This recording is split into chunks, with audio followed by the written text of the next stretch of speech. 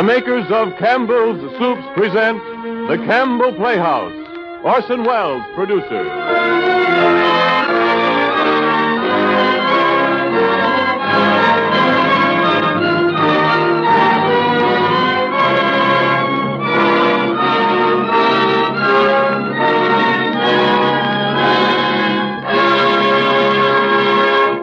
Good evening, listeners. This is Ernest Chappell speaking. Tonight, Orson Welles and the Campbell Playhouse observe a Campbell tradition of long standing. They bring you Charles Dickens' well-loved tale of Yuletide, A Christmas Carol. 4 years ago, the makers of Campbell's Soups went shopping for a Christmas present to give to all their friends. They found it in this story, Charles Dickens' embodiment of the very spirit of Christmas. And they chose well, because throughout the country today, in thousands of homes, it has become an important and beloved Christmas custom to listen to this story. Tonight, this fourth annual presentation is brought to you with the sincere wish that your Christmas may be a happy one, and with the hope that the retelling of A Christmas Carol may help to make it so. And it is more than that, for with this Christmas present to you, Campbell's say thank you for your purchases of Campbell's soup throughout the months gone by. At the Christmas season, this becomes especially manifest. Everywhere, grocers see their shelves of Campbell's soups dwindle more rapidly now than at any other time of the year. It used to be thought that the demand increased in preparation for the Christmas feast, but really it isn't that alone. Women like to have plenty of good soups on hand all through the holidays so that they can serve piping hot, nourishing platefuls at any family mealtime. The youngsters are on the go all day long, making the most of the Christmas vacation, and soup can be ready for them in a jiffy. There's health and happiness in good hot soup. Your grocer has Campbell's soups, 21 delicious kinds, awaiting your selection.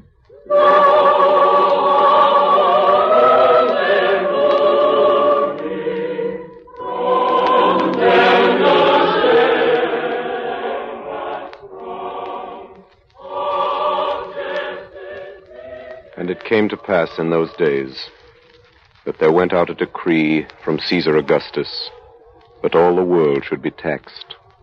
And all went to be taxed, every one into his own city.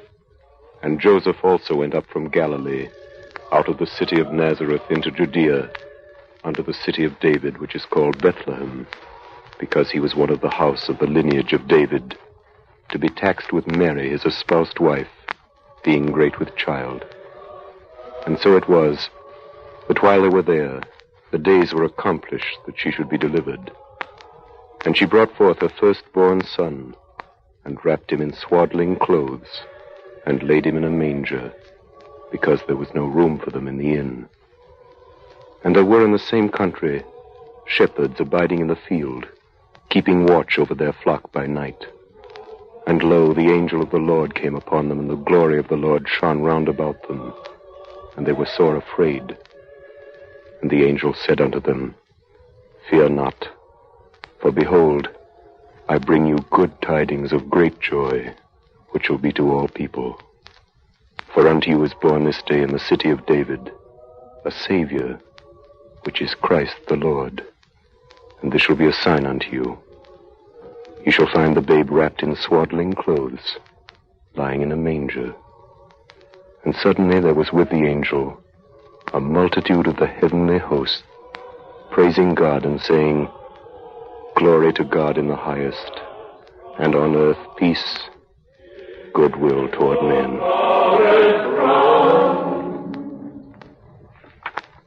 Since the days of Caesar Augustus, all people have celebrated by joy the great joy which shall be to all people. For unto us was born this day in the city of David a Savior, which is Christ the Lord. And on this day, at least in the calendar of our year, we affirm the glory of our God by the laughter of our children. Every nation, according to its character and its taste, by some gift of gaiety, has enriched the tradition of this our solemnest festival. And because America is what it is, we are the fortunate heirs of the accumulated customs of almost 2,000 years of keeping Christmas. The best songs that have been sung are sung by us. The best games that have been played, we play, and the best stories ever told are ours to tell. For storytelling has persisted as a Christmas ritual in spite of the printing press. A ceremony as hilarious and as serious as hanging the stocking, dressing the tree, and kissing under the mistletoe. And because Christmas is first of all for children, Christmas stories are fairy stories first of all. It is mildly surprising that the best of them all, which we're telling again for you tonight, is for everybody, and turns out to be a ghost story. I have endeavored, writes its author on its title page, I have endeavored in this ghostly little story to raise the ghost of an idea, which shall not put my readers out of humor with themselves, with each other, with the season, or with me. May it haunt their houses pleasantly, and no one wish to lay it. It is signed, your faithful friend and servant, Charles Dickens.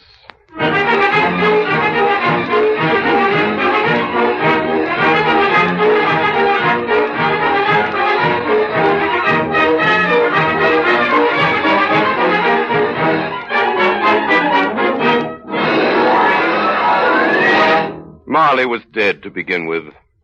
There's no doubt whatever about that. The register of his burial was signed by the clergyman, the clerk, the undertaker, and the chief mourner. Scrooge signed it, and Scrooge's name was good upon change for anything he chose to put his hand to. Old Marley was as dead as a doornail. Scrooge knew he was dead. Of course he did. Scrooge and Marley were partners. I don't know how many years. Oh, he was a tight-fisted hand at the grindstone. Scrooge. Scrooge, a squeezing, wrenching, grasping, scraping, clutching, covetous old sinner, secret and self-contained. Once upon a time, of all the good days in the year, on Christmas Eve, old Scrooge sat busy in his counting-house. It was a cold, bleak, biting evening, foggy withal, and he could hear the people in the court outside go wheezing up and down, beating their hands upon their breasts and stamping their feet upon the pavement to warm them. The door of Scrooge's counting-house was open, but he might keep his eyes upon the clerk, Bob Cratchit, who in a cold and dismal little cell beyond worked at his ledgers. 29, 9 and carry 2, 13, 17, 7 and carry 1, and... Close the door, Cratchit. Shut out that infernal noise. Yes, Mr. Scrooge. Confound their impudence. Cratchit! Yes, Mr. Scrooge. You ought to stop at Fothergill's on your way home tonight and collect that 17 shillings and sixpence he owed me since Michaelmas, and tell him I shall have the constable over here if he doesn't pay it once. Well, sir, Mr. Fothergill's wife is... What do I care about his wife? Well, I want my 17 and 6. I just thought it being Christmas... Christmas. Merry Christmas. Merry Christmas, Bob. Oh, Mr. Fred. Well, Merry Christmas. Merry Christmas to you, Uncle. Oh, Merry Christmas, Uncle. Huh? Bah. Humbug. Humbug? Christmas a humbug, Uncle? I'm sure you don't mean that. I do. Merry Christmas. What right have you to be merry? What season have you to be merry? You're poor enough. Well, come then, Uncle. What right have you to be dismal? You're rich enough. Ah, humbug. Don't be cross, Uncle. What else can I be? I live in such a world of fools. What's Christmas to you but a time for paying bills without money? Merry Christmas. A time for finding yourself a year older and not an hour richer. If I could work my will, every idiot who goes about with Merry Christmas on his lips should be boiled with his own pudding and buried with a stake of his own holly through his heart. But, Uncle. Nephew, keep Christmas in your own way. Let me keep it in mine. Keep it? But you don't keep it. Hey, let me leave it alone, then. What do you want, nephew? Christmas gift, I've no doubt. I came to wish you a Merry Christmas, Uncle. Ah, Merry Christmas. Much good may Christmas do you. Much good has it ever done you. There are many things from which I've derived good, by which I have not profited, I dare say, Uncle. Christmas among the rest. But I have always thought of Christmas time as a good time, a kind, forgiving, charitable, pleasant time. Therefore, Uncle, though it has never put a scrap of gold or silver in my pocket, I believe it has done me good and will do me good. And I say, God bless it. God bless Christmas. Hurrah! Let me hear another sound from you out there, Bob Cratchit. You keep your Christmas by losing your situation. That's just you, nephew. I wonder you don't go into Parliament. Talking of nonsense. Don't be angry, Uncle. I want nothing from you. I ask nothing of you. Why can't we be friends? Good afternoon. I'm sorry you feel that way. Well, I've tried. Merry Christmas to you, Uncle. Good afternoon. And Happy New Year, too. Humbug. Merry Christmas to you, Bob, and the missus. And to Tiny Tim. Thank you, Mr. Fred. Same to you, sir. Good day, sir. Good day, Bob. Merry Christmas, Uncle Ebenezer. Twaddle nonsense. flummery. Talking of Christmas, not a sixpence to jingle against another in his trousers pocket. Are you there, Bob Cratchit? Yes, sir. Yes, what sir. are you doing in there? Oh, I was only putting a bit more coal on the fire, Mr. Scrooge, seeing it's so cold in here, sir. You put that coal back in the scuttle. Yes, sir. Fire indeed. I can tell you, if you use coal at that rate, you and I will be soon parting company, Bob Cratchit. Do you understand that? Many a young fellow like your situation, you know. I'm sorry, sir. My fingers were getting a little stiff with the cold. Then put on your mittens. Merry Christmas! Merry Christmas! There's someone at the door. It's you it is. Yes, sir. Merry Christmas, sir! Oh, Merry Christmas. Yes, sir? This is the firm of Scrooge and Marley. Yes, sir. I should like to see the head of the firm, if I may. Oh, very good, sir. Step this way, please. What is it? A gentleman to see you, Mr. Scrooge. Huh? Have I the pleasure of addressing Mr. Scrooge or Mr. Marley? Well, Marley's been dead these 7 years tonight. Oh. And I'm Scrooge, though I doubt that'll be any pleasure to you, sir. I'm sure it will. Now, Mr. Scrooge, at this season of the year, it's only fitting that we who are more fortunate should raise a fund to buy the poor some meat and drink and means of warmth. You may not believe it, sir, but many thousands are now in want of common necessities, and hundreds of thousands are in want of comfort, sir. Are there no prisons? There are plenty of prisons, sir. And the workhouses? They're still in operation, I trust? I wish I could say they are not, but they are, sir. The treadmill and the poor law are in full vigor, then? Both very busy, sir. I'm very glad to hear that. I was afraid from what you said at first that something had occurred to stop them in their useful course. Now, sir, what do you want with me? Well, Mr. Scrooge, a few of us are endeavoring to raise a fund for the poor and destitute. What shall I put you down for? Nothing.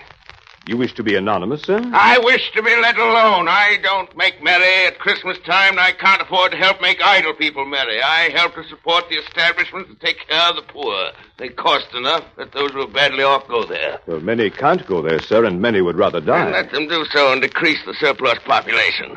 Besides, how do I know that's true? You might know it someday, Mr. Scrooge. Not my business. It's enough for a man to understand his own business and not to interfere with other people. Mine occupies me constantly. Good afternoon, sir. Cratchit, show this gentleman out. Cratchit! Yes, sir. This way, sir, please.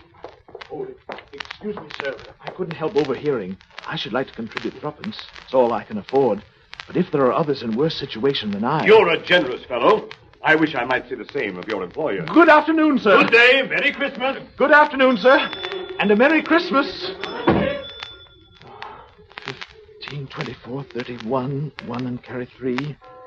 17, 22, 33, 3 and carry 3. 4, 7, 8, Cratchit! 12, 15. Cratchit! Oh, yes, sir. Cratchit. Too late to have you go to Fothergill's. He'll be closed up for Christmas like these other fools. We may as well close up this place now. Yes, sir. It is getting a little dark. Hard to see the figures. I suppose you want the entire day tomorrow, Cratchit. If quite convenient, sir. It's not convenient, and it's not fair. If I was to stop half a crown of your wages for it, you'd think yourself ill-used, I'll be bound. Well, sir... And yet you don't think me ill-used when I pay a day's wages for no work. It's only once a year. Yeah, sir. once a year. Once a year, indeed. A fine excuse for picking a man's pocket every 25th of December. I suppose you must have the whole day. I'll see that you're here all the earlier the next morning. Do you understand? Oh, I will, sir. I will. Well, good night, sir. Good night, good night. Merry Christmas, Mr. Scrooge. Bah!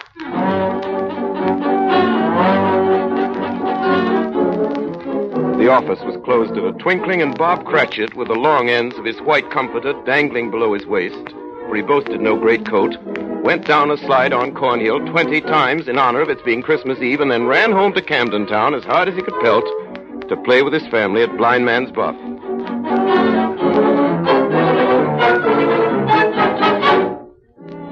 Scrooge, on the other hand, took his melancholy dinner in his usual melancholy tavern, and having read all the newspapers and spent the rest of the evening with his banker's book, went home to his dismal house. The yard was so dark that even Scrooge, who knew its every stone, had to grope with his hands. The fog and frost hung about the black old gateway of the house. Darkness is cheap, and Scrooge liked it. Before he shut his heavy door, he walked through his rooms to see that all was right. Sitting room, bedroom, lumber room, all as they should be. Nobody under the table, nobody under the sofa. Small fire in the grate of his bedroom, spoon and basin ready, and a little saucepan of gruel upon the hob. Nobody under the bed. Nobody in the closet. Closed his door and locked himself in. Double locked himself in. Then took off his cravat, put on his dressing gown and slippers and his nightcap, and sat down before the fire to take his gruel. It was a very low fire indeed, nothing on such a bitter night, not even enough to kindle a glow of light in the cheerless room. Scrooge stretched his numb fingers over the wretched fire.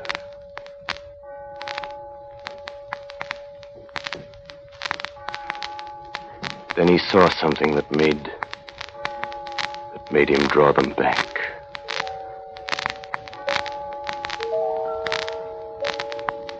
Slowly the meager embers dissolved before his astonished eyes, dissolved into a face, a ghostly face, but one that Scrooge recognized as the face of Marley. Marley, his partner, dead these 7 years. It was not angry or ferocious, but looked at Scrooge as Marley used to look, with ghostly spectacles turned up on its ghostly forehead. The hairs were curiously stirred, like flames blown from a chimney draft. And through the death-cold eyes, Scrooge saw the buttons on the back of his coat. Humbug. Humbug. Humbug. Scrooge got up and walked away from the fire. As he turned, his glance happened to rest upon a bell. A disused bell that hung in the corner of the room. It was with great astonishment and with a strange, inexplicable dread that as he looked, he saw this bell begin to swing. Slowly at first.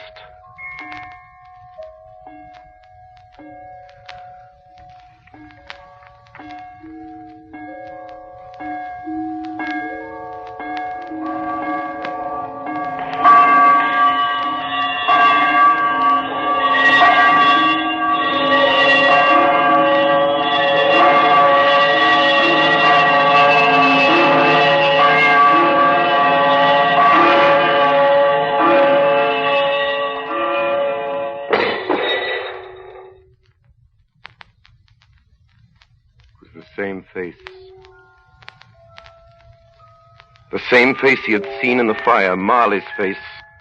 And Marley. Marley's body coming straight at him through the door. A body pale as the bluish smoke that comes out of a chimney on a cold day. A body so transparent that Scrooge, looking through his waistcoat, could see his watch in his waistcoat pocket. The chain he drew was clasped about his middle. It was long and wound about him like a tail. And it was made of cash boxes, keys, padlocks, and heavy purses wrought in steel. Even now, Scrooge would not believe his eyes. The ghost advanced towards him. Ebenezer Scrooge. Ebenezer Scrooge. Marley, what do you want with me? Much. Who are you? Ask me who I was. Who were you then? You're particular for a ghost. In life, I was your partner, Jacob Marley. Jacob Marley, but you're dead. You died 7 years ago this very night. You do not believe in me, then? I do not. Why do you doubt your senses? Because a little thing affects them. A slight disorder of the stomach makes them cheats. You may be an undigested bit of beef, a blot of mustard, a crumb of cheese, a fragment of an underdone potato. There may be more gravy than grave about you, whatever you are. Humbug, I tell you. Humbug! At this, the spirit, taking the bandage off from it round its head, as if it were too warm to wear indoors, its lower jaw dropped upon its breast. Man of the worldly mind, do you believe in me now? I do, Jacob, I do.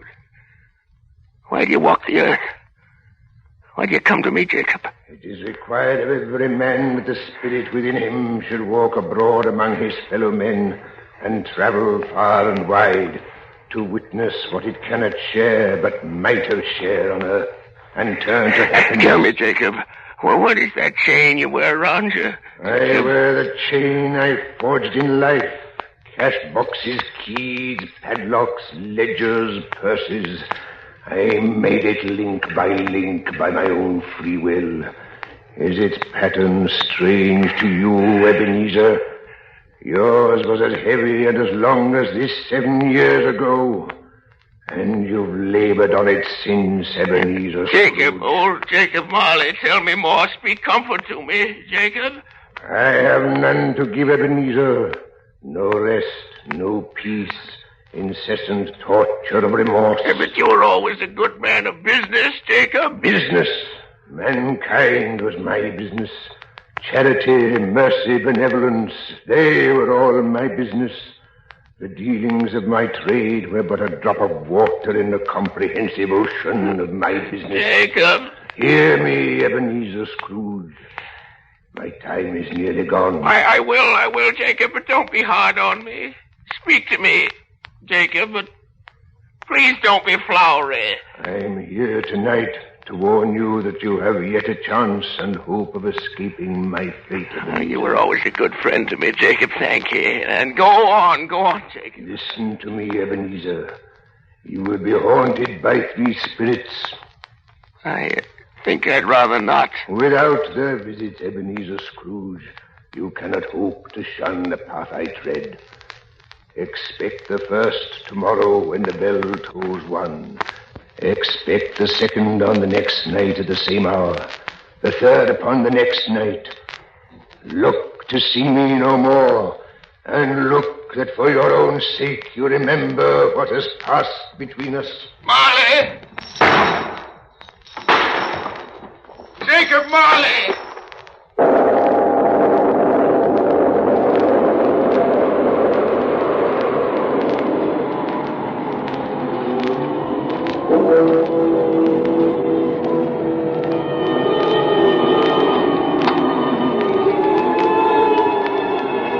Scrooge awoke.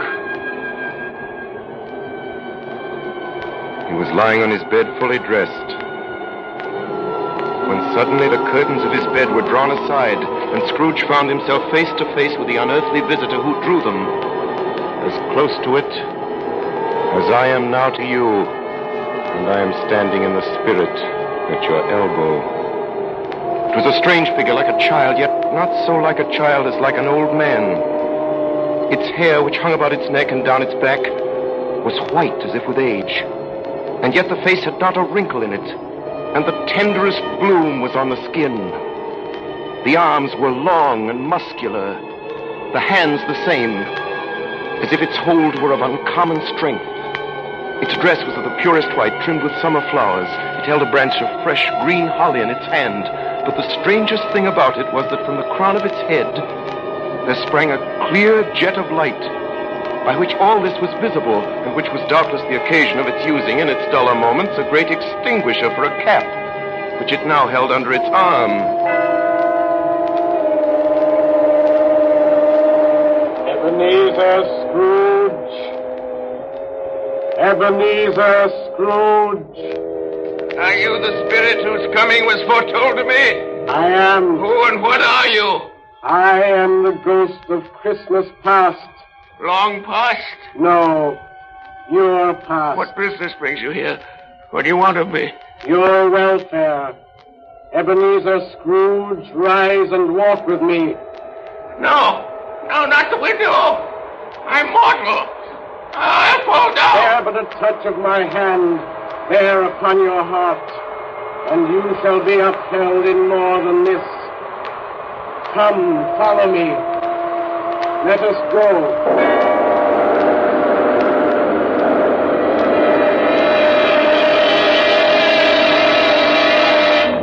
They stood upon an open country road, with fields on either hand.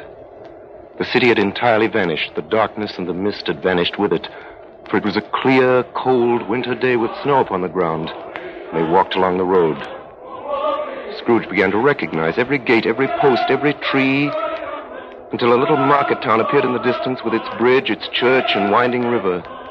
Some shaggy ponies now were seen trotting towards them with boys upon their backs or in sleighs. And all these boys were in great spirits and showed to each other that they were happy, shouting through the broad fields until they were so full of music that the crisp air laughed to hear it.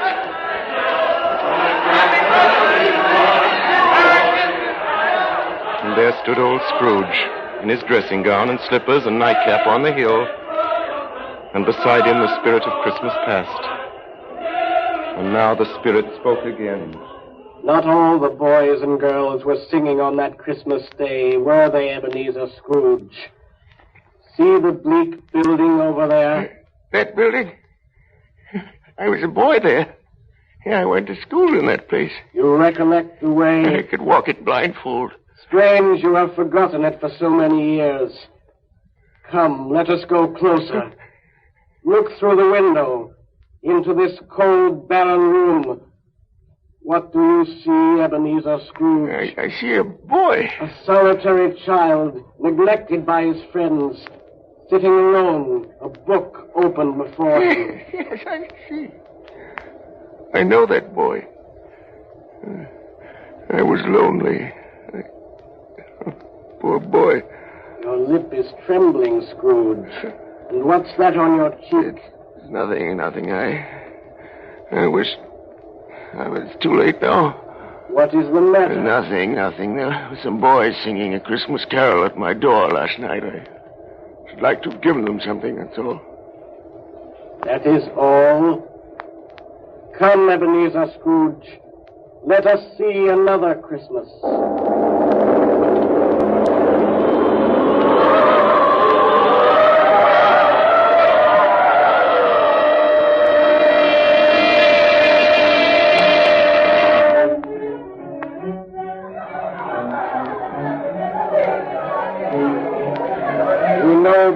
Ebenezer.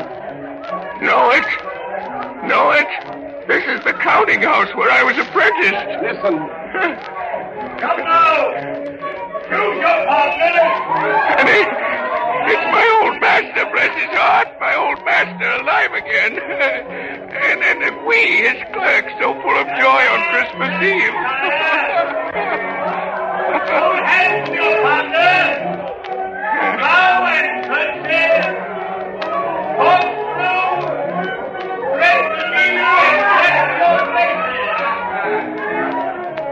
Look, Scrooge. Look at that carefree young man with the light heart and the gay smile.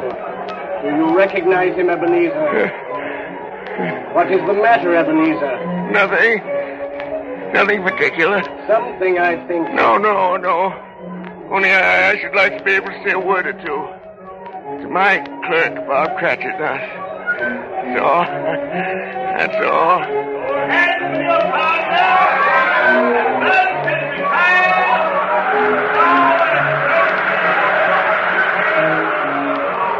My time grows short, and we have yet another journey to make. Where now? Come.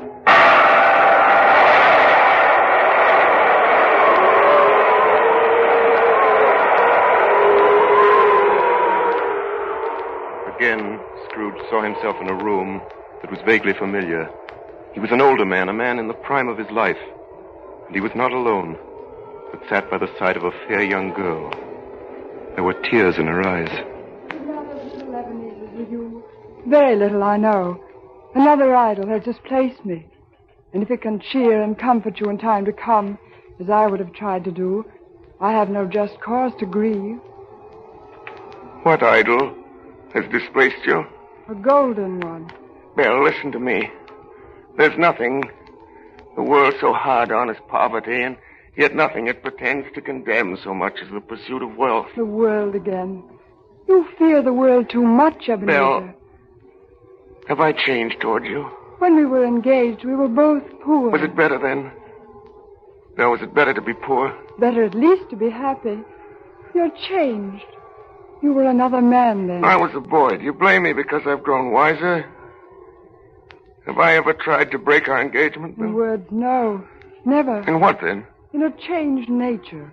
In an altered spirit. In everything that made my love of any value in your sight.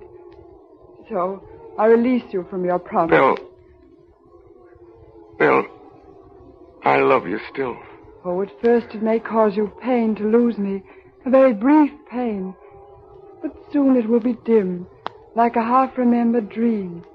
An unprofitable dream. And you will be glad to be awake from such a dream. May you be happy in the life you have chosen, Ebenezer.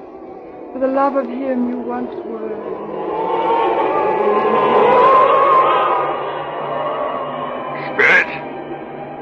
Spirit, it is enough. Show me no more.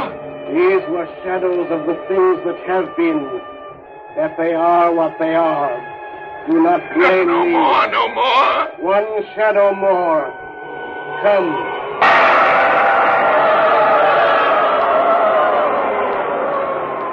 The relentless ghost pinioned him in both his arms and forced him to observe what happened next. They were in a room not very large or handsome, but full of comfort. All around them were the voices of children talking and laughing. And before the winter fire sat a beautiful young girl, so like the last that Scrooge believed it was the same, until he saw her, the girl he had been betrothed to, now a handsome middle-aged woman sitting with her husband at their own fireside. Do you see this man, Ebenezer Scrooge? This man might have been you. And that girl might have been your daughter, Ebenezer Scrooge. She might have called you father. She might have been a springtime in the haggard winter of your life. Spirit, let me go. Show me no more. Listen now while they speak, Ebenezer. Oh, I saw an old friend of yours today. Who was it? Yes. How can I?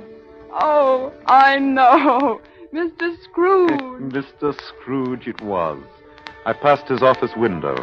It wasn't shuttered, and there was a candle inside, so I couldn't help seeing him. His partner lies at the point of death, I hear. And there Scrooge sat, all alone. Quite alone in the world, I do believe. Spirit, reward me. Haunt me no more. Leave me. Take me back. Take me back.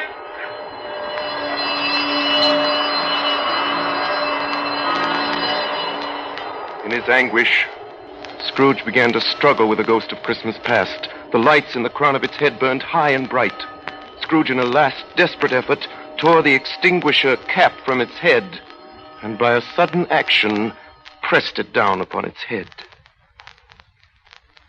And Scrooge was conscious of being exhausted and overcome by irresistible drowsiness. And further, of being in his own bedroom. He gave the cap a parting squeeze, in which his hand relaxed and had barely time to reel to bed before he sank into a heavy sleep. The stroke of one awakened him and sat him bolt upright in his bed.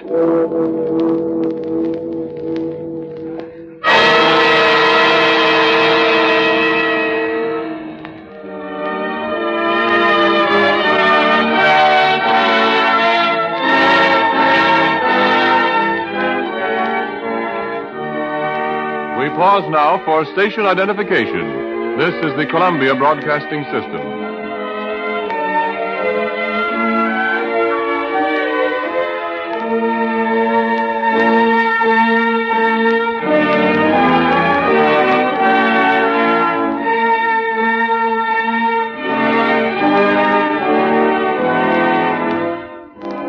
You are listening to the 4th annual presentation of Charles Dickens' A Christmas Carol, brought to you by the makers of Campbell's Soups. We return you now to the Campbell Playhouse and Orson Welles.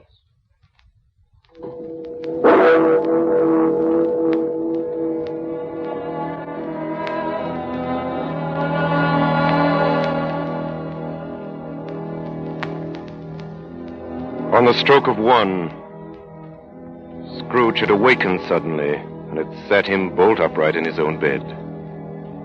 He remembered the words of Marley's ghost and wondered from which direction the second specter would appear. He drew aside the curtains and established a sharp lookout all around the bed. At that moment, nothing between a baby and a rhinoceros would have astonished him very much. Now, being prepared for almost anything, he was not by any means prepared for nothing, and consequently, when no shape appeared, he was taken with a violent fit of trembling. 5 minutes. 10 minutes. A quarter of an hour went by, yet nothing came. And all this time he sat upon the bed with his nightcap upon his head, the very core and center of a blaze of ruddy light which streamed upon it. Being only light, this was more alarming than a dozen ghosts. As he was powerless to make out what it meant, he began to think that the source of this ghostly light might be in the adjoining room, from whence, on further tracing, it seemed to shine. He got up softly and shuffled in his slippers to the door. It was his own sitting room, there was no doubt about that. But it had undergone a surprising transformation. The walls and ceiling were so hung with living green that it looked a perfect grove, from every part of which bright gleaming berries glistened, and such a mighty blaze went roaring up the chimney as had never been known in Scrooge's time or for many and many a winter season gone. Heaped upon the floor to form a kind of throne were turkeys, geese, game, poultry, great joints of meat, sucking pigs, long wreaths of sausages, mince pies, plum puddings, barrels of oysters, red-hot chestnuts, and seething bowls of punch that made the chamber dim with their delicious steam. And in easy state upon this couch, there sat a jolly giant, glorious to see, who bore a glowing torch in shape not unlike Plenty's horn, and held it up high up to shed its light on Scrooge as he came peeping round the door. Come in, Ebenezer Scrooge. You know me better, man. Yeah. I am the ghost of Christmas presents. Look upon me. You've never seen the like of me before. Spirit, conduct me where you will. I went forth last time on compulsion and learned a lesson which is working now. If tonight you have anything to teach me, let me profit by it. Touch my robe, Ebenezer Scrooge. Touch my robe.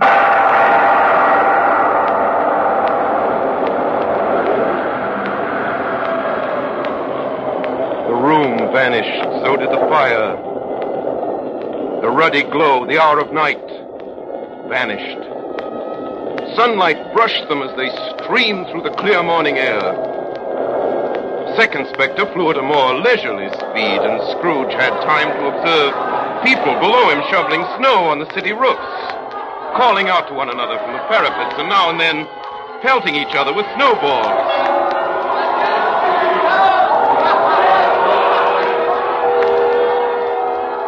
In the streets below them, the poulterers' shops were still half open, and the fruiterers were radiant in their holiday glory.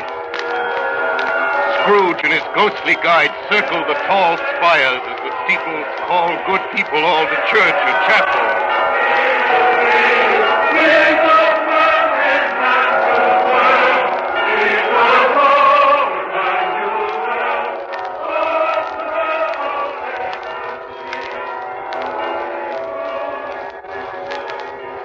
And there below them lay Camden Town with its squalid streets of ugly frame houses.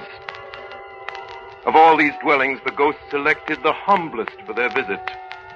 Scrooge, by now past all surprise, recognized Bob Cratchit's wife, dressed in a twice-turned gown but brave in ribbons, busily laying the table. Assisting her was Belinda Cratchit, second of her daughters, also brave in ribbons, while Master Peter Cratchit plunged a fork into the saucepan of potatoes. And now two smaller Cratchits, boy and girl, came tearing in, screaming that outside the baker's they had smelled a goose and known it for their own, and now basking in luxurious thoughts of sage and onions. And three more young Cratchits danced about the table. Then once more the door opened. Martha, we've got a goose. Wait till you see it, Martha. Oh, quiet, children, quiet. Well, bless your heart alive, Martha, my dear. How late you are. Merry Christmas to you. Merry Christmas, Mother. Merry Christmas. How late you are, Martha. Oh, we had a deal of work to finish up last night, and we had to clear away this morning. Well, never mind, so long as you're here now. Sit you down before the fire and have a warm. Lord bless you. But where's Father? He's been to church with Tiny Tim. They'll be along directly.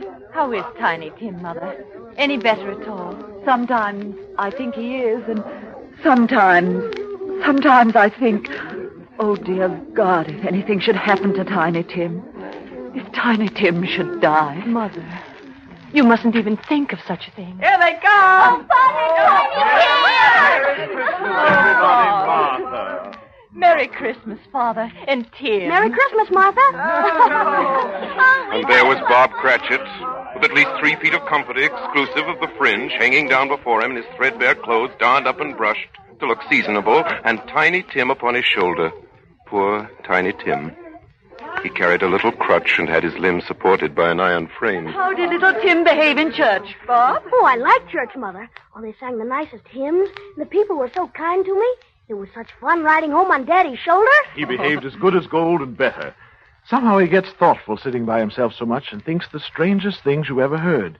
He told me coming home that he hoped people saw him in church because he was lame, and it might be pleasant for them to remember on Christmas Day who made lame beggars walk and blind men see. Tim, you darling. Mother, the Mother, I'm happy to Oh, yes, children, all ready. Come, take your places and wait your turn. There's plenty of stuffing and dressing and plum pudding for all of you.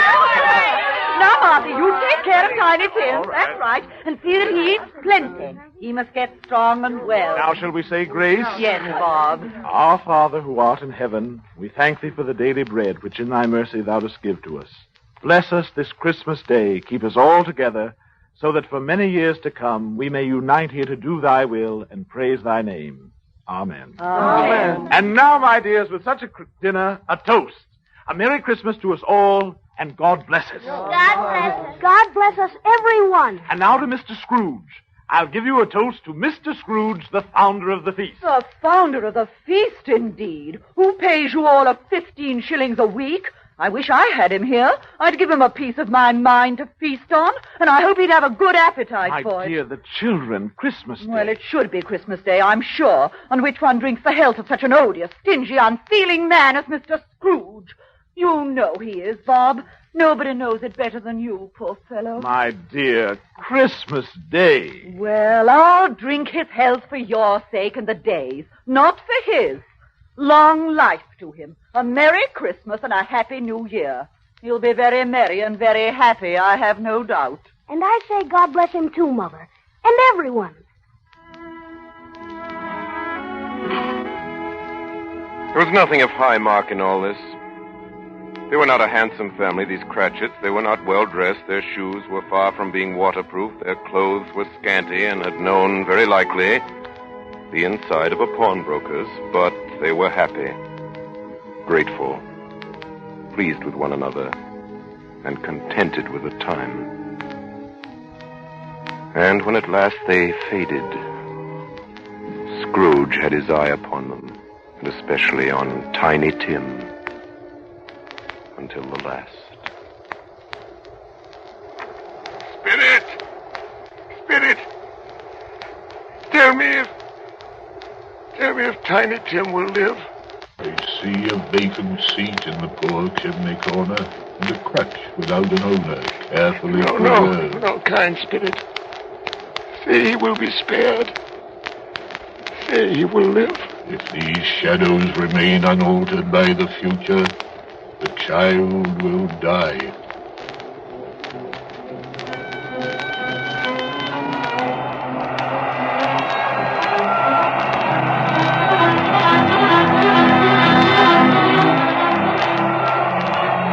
Many calls Scrooge made that night with the ghost of Christmas present. Now he stood upon a bleak and desert moor where monstrous masses of rude stone were cast about as though it were the burial place of giants. Down in the west, the setting sun had left a streak of fiery red which glared upon the desolation for an instant like a sullen eye, then was lost in the thick gloom of darkest night. A light shone from the window of a hut. Passing through the wall of mud and stone, they found a cheerful company assembled around a glowing fire. An old man and woman, with their children and their children's children, all decked out gaily in their holiday attire. In this place, Ebenezer, Scrooge, the miners live who labor in the bowels of the earth. Still, they know me. You hear? Spirit did not tarry here, but bade Scrooge hold his robe. And passing on above the moor, they sped on. Whither? Not to see. To see. To Scrooge's horror, looking back, he saw the last of the land. Below him were the waves breaking upon a frightful range of rocks. But built upon a dismal reef of sunken stones, some league or so from shore, there stood a solitary lighthouse. Great heaps of seaweed clung to its base, and storm birds, born of the wind, rose and fell about it like the waves they skimmed. Again the ghosts sped on above the dark and heaving sea, on and on until they lighted on a ship. They stood beside the helmsman at the wheel, the lookout in the bow, the men who had the watch, dark, ghostly figures in their several stations.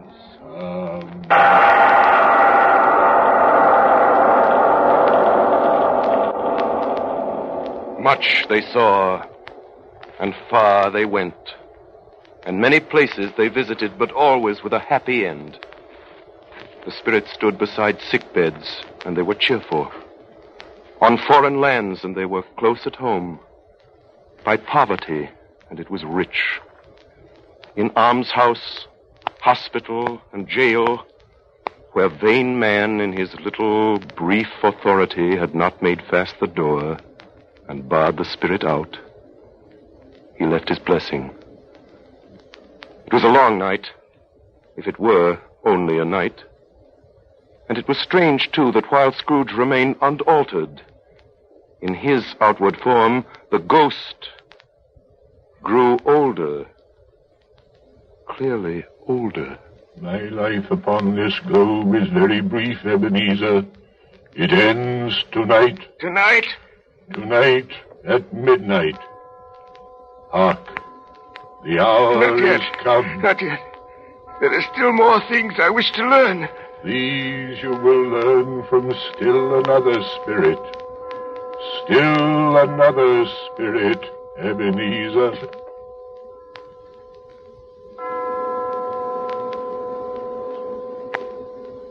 Scrooge looked about him for the ghost. It had vanished. And he found himself once more in his bed, in his dressing gown and his nightcap on his head. He heard the clock strike. And then he remembered the prediction of old Jacob Marley, and lifting up his eyes, beheld a solemn phantom, draped and hooded, coming toward him like a mist along the ground.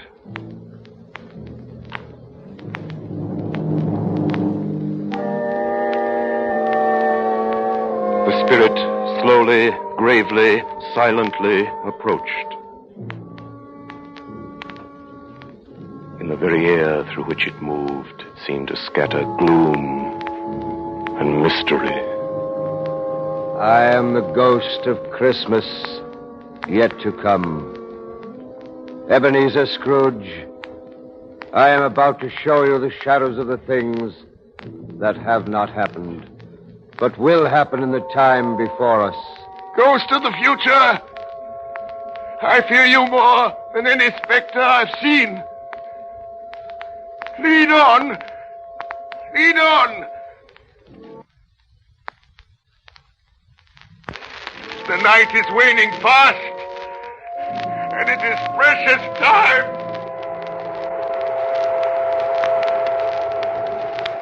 Scrooge followed in the shadow of its dress, which bore him up, he thought, and carried him along. And suddenly, they were in a room which Scrooge seemed to remember having seen before, where a woman and a child were. Oh, my son, my little son, Tiny Tim, I loved him so. Mother, dear, you mustn't. It's almost time for Father to be home. Don't let him see you crying. Yes, Mother. He's late tonight. He walks slower than he used to. And yet, I've known him to walk very fast indeed, with Tiny Tim on his shoulder. So have I, Mother. But he was light to carry, and his father loved him so that it was no trouble. No trouble at all. Bob, Good evening, my dear. You're late, Bob. I'm sorry, my dear.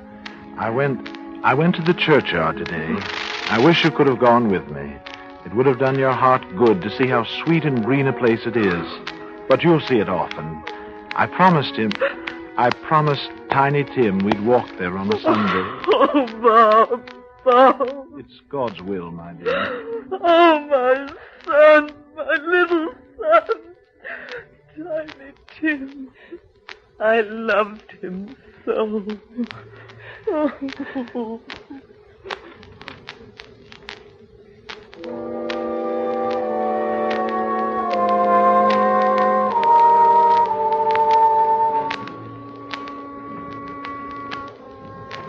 Scrooge tried to break through the shade that held him to talk with Bob Cratchit, to speak some word of comfort, but the sleeve of the ghost of Christmas yet to come passed in front of him and shut the family from his view.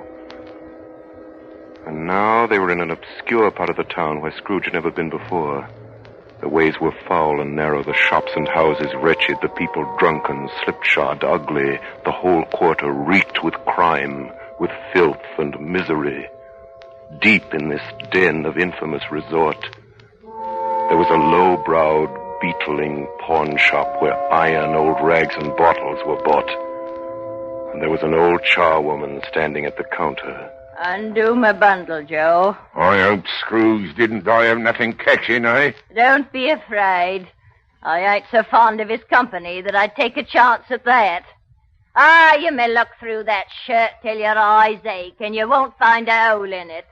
The best he had, and a fine one, too.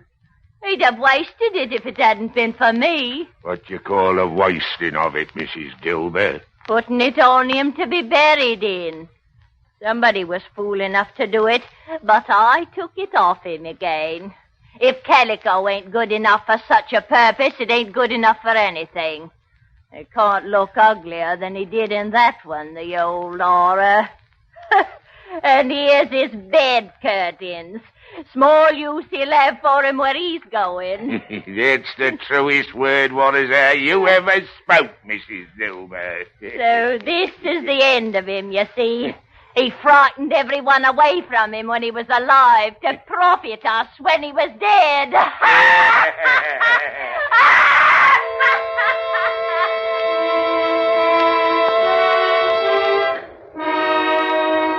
The phantom spread its dark robe before him for a moment like a wing, and withdrawing it revealed another place, a churchyard walled in by houses, overrun by grass and weeds, choked up with too much burying, fat with repleted appetite.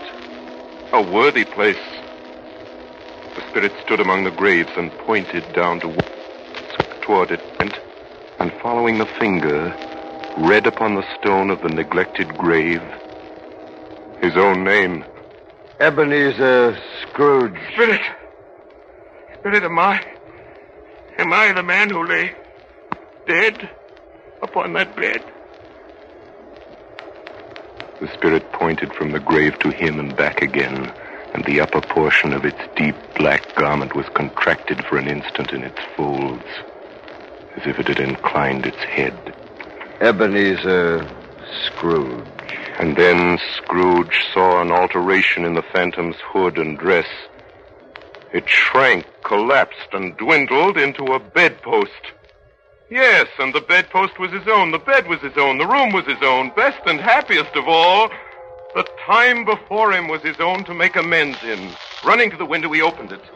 He put out his head. No fog, no mist, clear, bright, jovial, stirring cold. Cold, piping for the blood to dance in, golden sunlight, heavenly air, sweet, fresh air, merry bells. Oh, glorious, glorious. Oi! What's the day? Hey, what's that, sir? What day is it, my fine fella? Today? Why, it's Christmas Day. Christmas Day? Christmas Day! That I haven't missed it. The spirits have done it all in one night. All in one night.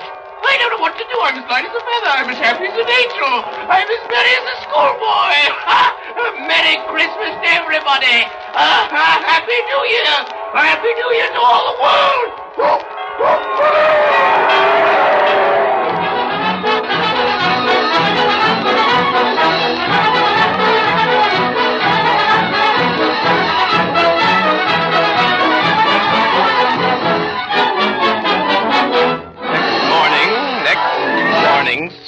was early at his office.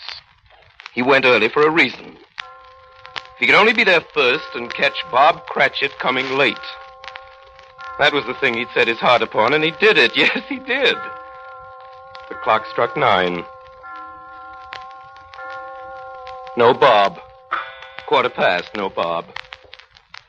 Scrooge sat with his door wide open that he might see him come in. At last he came. His hat was off before he opened the door, his comforter, too. He was on his stool in a jiffy, driving away with his pen as if he were trying to overtake 9 o'clock. 8 and 7 and 15, carry the 1, 24, carry the 2, 31 and 5, 36, 4 and 7. Hello? You, Cratchit. Yes, sir. Cratchit! Step this way, Cratchit, yes, please. Yes, sir. Cratchit. What do you mean by coming in at this time of day? I'm very sorry, sir. I am behind my time. Here you are. Yes, I think you are. It's only once a year, Mr. Scrooge. It shall not be repeated. I was making rather merry yesterday, sir. And I'll tell you what, my friend. I'm not going to stand this sort of thing any longer.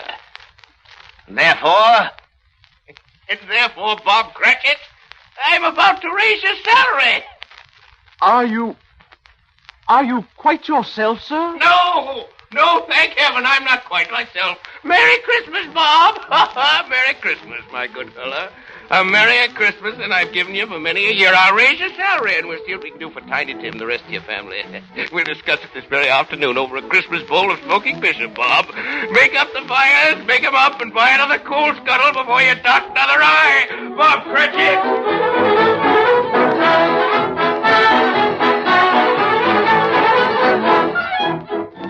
And Scrooge was better than his word. He did it all, and infinitely more, and to Tiny Tim, who did not die, he was a second father. He became as good a friend, as good a master, and as good a man as the good old city knew, or any other good old city, town, or borough in the good old world. He had no further intercourse with spirits, but lived upon the total abstinence principle ever afterwards. And it was always said of him that he knew how to keep Christmas well, if any man alive possessed the knowledge. May that be truly said of us and of all of us. And so as Tiny Tim observed, God bless us, everyone.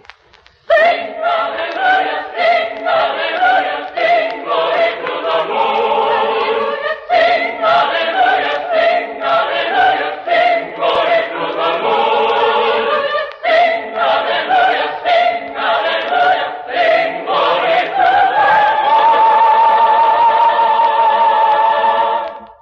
You have just heard the 4th annual presentation of Charles Dickens' A Christmas Carol, offered for your enjoyment by the makers of Campbell's Soups.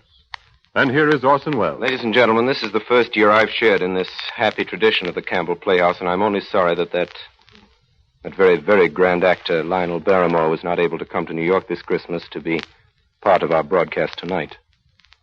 We're depending upon him to be with us next year, as he's been in the past, and I'm looking forward to it. And now, a word about next week's show. Next Friday night, I shall have the great pleasure of welcoming as our guest star one of the most elusive stars in motion pictures, Miss Katharine Hepburn. Miss Hepburn, making her first radio appearance in more than 4 years, joins me in a dramatization of Ernest Hemingway's greatest novel, Farewell to Arms.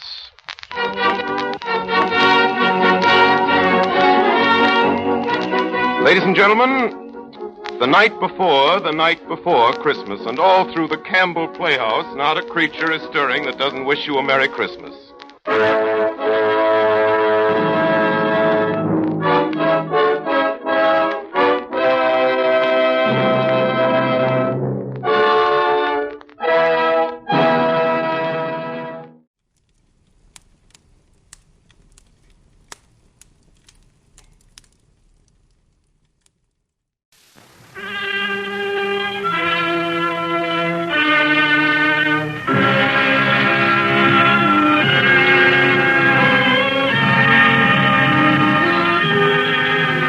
Of Campbell Soups present The Campbell Playhouse.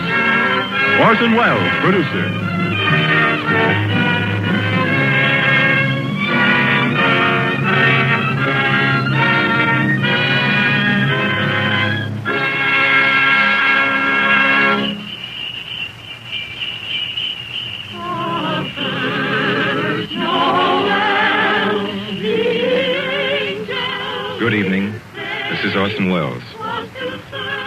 clearly a number of ways in which a Christmas carol could be introduced.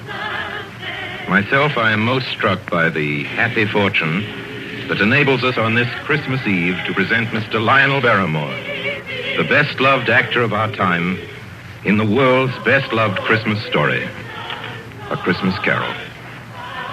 It is the American way, as we know, to establish traditions quickly where popular instinct and sentiment pronounce them sound.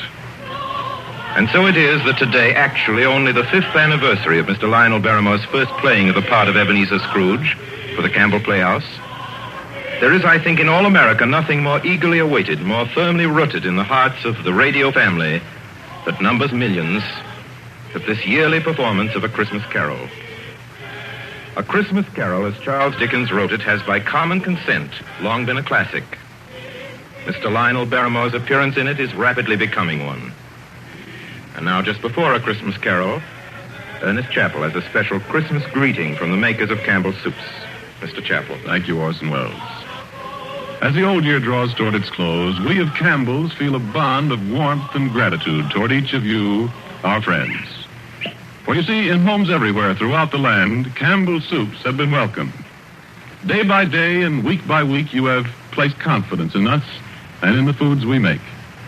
And there isn't anything we appreciate more deeply than the fact that so many of you have elected to let Campbell's make your soups for you.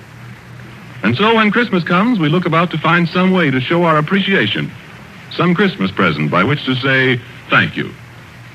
The gift we chose 5 Christmases ago and have chosen each year since has become a part of Christmas to many and many a family. It has become a Christmas custom to gather around the radio to hear and to enjoy A Christmas Carol. And since it is Christmas Eve, we hope, too, that the younger members of the family are permitted to stay up and listen before dreams and visit of Santa. We get a great deal of pleasure planning and preparing this Christmas gift, and now it's ready. Off come the wrappings, off come the tags that say, please do not open till Christmas. Out comes the card, to you from Campbell's. And here is the gift itself.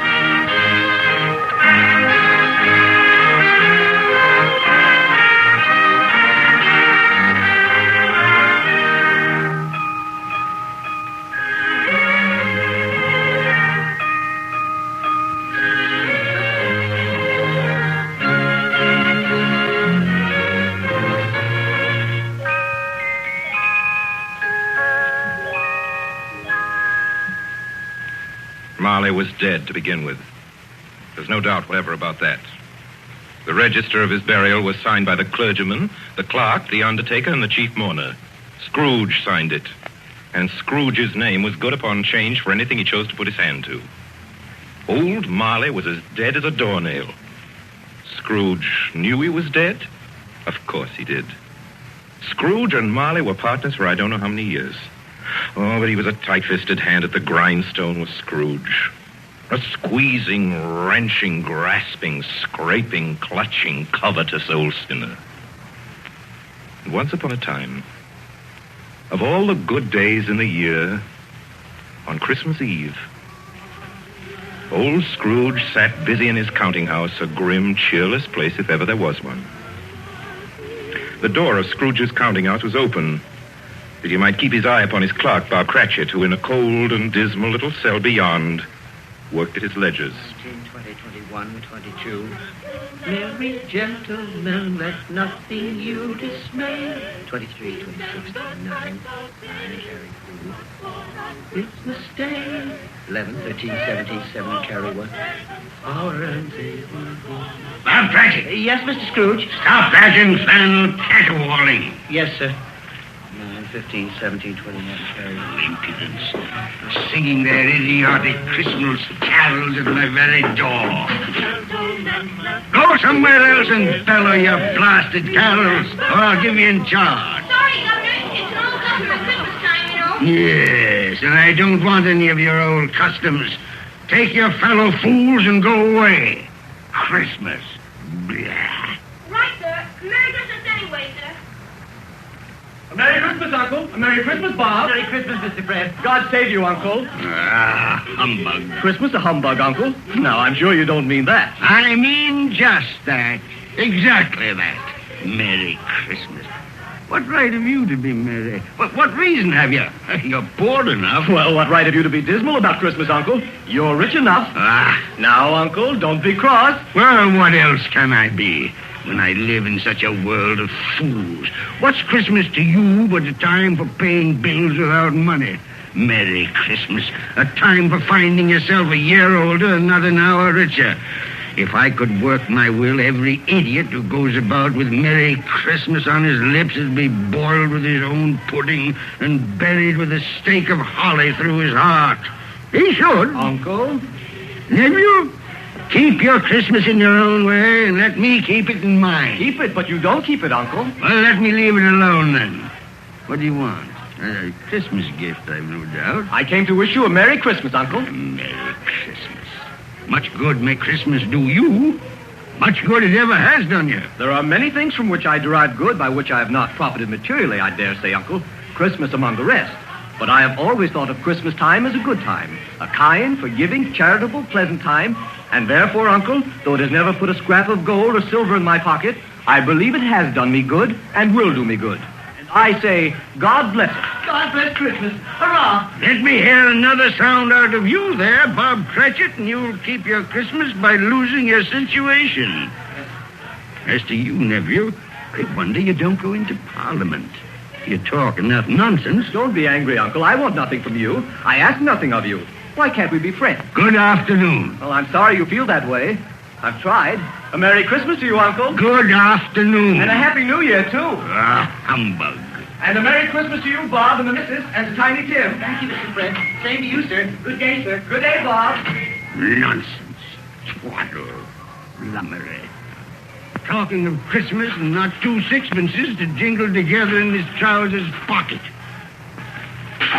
You there, Bob Cratchit. Come here. What are you doing there? I was only putting a bit more coal on the fire, Mr. Scrooge. Seeing it's so cold in there, sir. Well, you put that coal back into the scuttle. A fire! A fire, indeed. I can tell you, if you use coal at that rate, you and I will soon be parting company, Bob Cratchit. You understand that? There's many a young fellow like your situation, you know. Oh, I'm sorry, sir. My fingers were getting a little stiff with the cold. Then put on your mittens. There's someone at the door. See who it is. Yes, sir. Good afternoon, sir. Good afternoon. This is the firm of Scrooge and Marley. Yes, sir.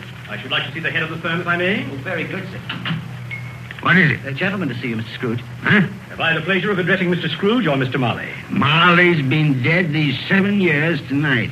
I'm Scrooge. Well, now, Mr. Scrooge, at this season of the year, it's only fitting that we who are more fortunate should raise a fund to buy the poor some meat and drink and means of warmth. You may not believe it, sir, but many thousands are now in want of common necessities, and hundreds of thousands are in want of the simplest comforts, sir. Are there no prisoners? There are plenty of prisons, sir. And the workhouses? They're still in operation, I trust. I wish I could say they are not, but they are, sir. The treadmill and the poor law are in full vigor, then? Both very busy, sir. Oh, well, I'm very glad to hear that.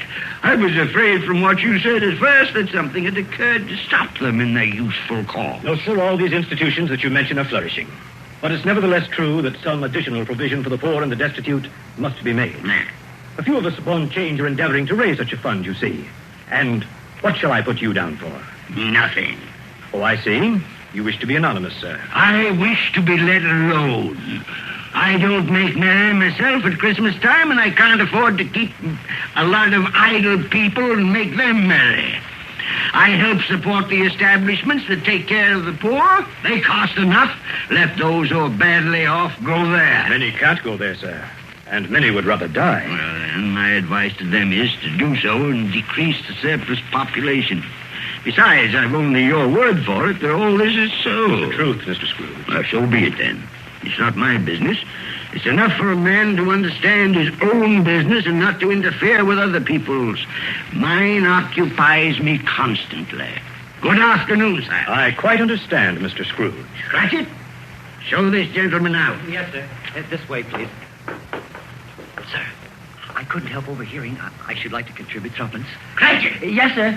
It isn't much, but it's all I can afford. But there are others in worse situation than I am. You're a generous fellow. I wish I might say so of your employer. Cratchit! Yes, sir. Good afternoon, sir. Good afternoon. Merry Christmas. Merry Christmas. Yes, sir. Merry Christmas. Close the door. Yes, sir, I have closed it, sir. 24, 31, 1 and carry 3. A new scarlet tippet for Tiny Tim. And a comb for Martha. 33, 3 and carry 3. Hair ribbon for Belinda. 4, 7, 12, 15.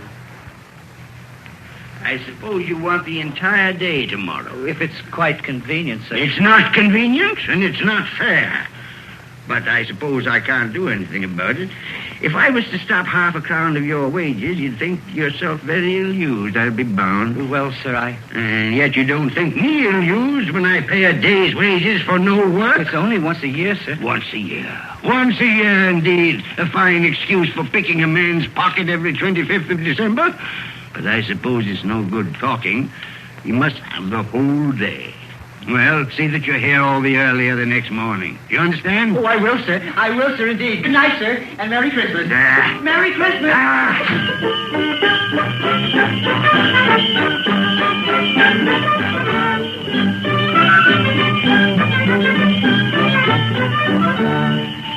The office was closed in a twinkling, and Bob Cratchit, with the long ends of his white comforter dangling below his waist, for he boasted no greatcoat, went down a slide on Cornhill 20 times in honor of its being Christmas Eve, and then ran home to Camden Town as hard as he could pelt to play with his family at Blind Man's Buff. Scrooge, on the other hand, took his melancholy dinner in his usual melancholy tavern. Having read all the newspapers and spent the rest of the evening with his banker's book, went to his dismal house. Darkness is cheap, and Scrooge likes it. The yard was so dark that even Scrooge, who knew its every stone, had to grope with his hands through the fog and the frost to find the door. Scrooge walked through his rooms to see that all was right. Sitting room, bedroom, lumber room, all as they should be. Nobody under the table, nobody under the sofa. Nobody under the bed, nobody in the closet. Closed the door. Locked himself in, double locked himself in. And took off his cravat, put on his dressing gown and slippers and his nightcap, and sat down before the fire to take his gruel.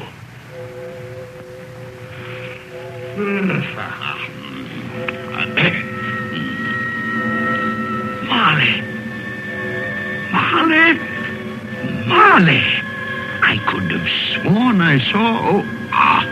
humbug. Marley's been dead these 7 years. Humbug. It's all humbug. What I need is a good night. What's that? Someone's in the wine cellar. But the door's locked and double locked. It's coming. Something is coming closer. Outside my door. I won't believe it. It's humbug still. Ebenezer Scrooge. Oh, no. What do you want with me? I want much of you, Ebenezer. Who are you? Ask me who I was. Are you very particular for a ghost? All right. Who were you then? In life, I was your partner, Jacob Marley. Jacob Marley? But you're dead. You died 7 years ago. 7 years ago this very night. You are a ghost, then? What's wrong, Ebenezer? Don't you believe in me? I do not. You doubt your senses, Ebenezer? Yes. Because a little thing affects them. A slight disorder of the stomach makes them cheats. You can't be a ghost. You may be an undigested bit of beef, a blot of mustard, a crumb of cheese, a fragment of an underdone potato. There may be more gravy than grave about you, whatever you are. Humbug, I tell you. Humbug. Excuse me, Jason. Excuse me. I do believe in you.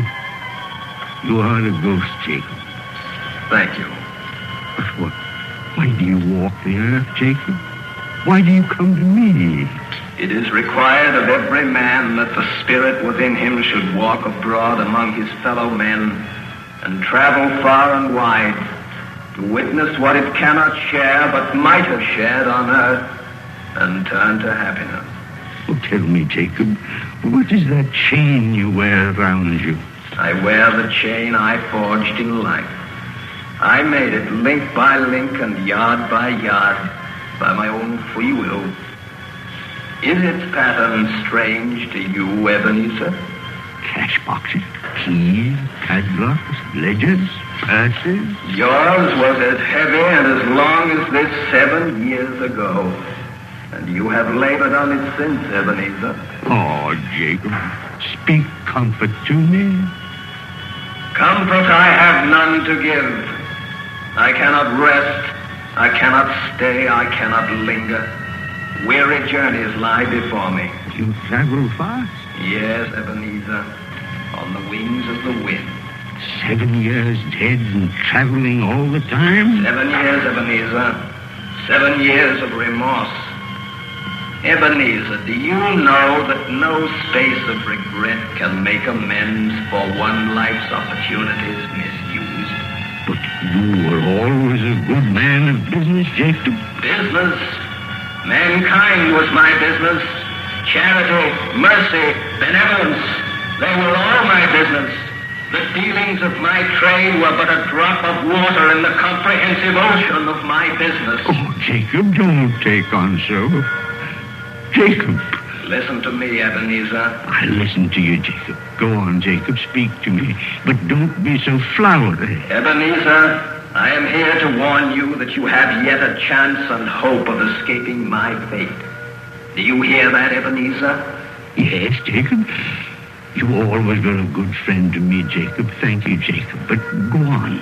Go on. Go on. How shall I escape? Oh, I'm afraid, Jacob. You will be haunted by 3 spirits. Is that the only chance and hope, Jacob? It is your only chance and hope.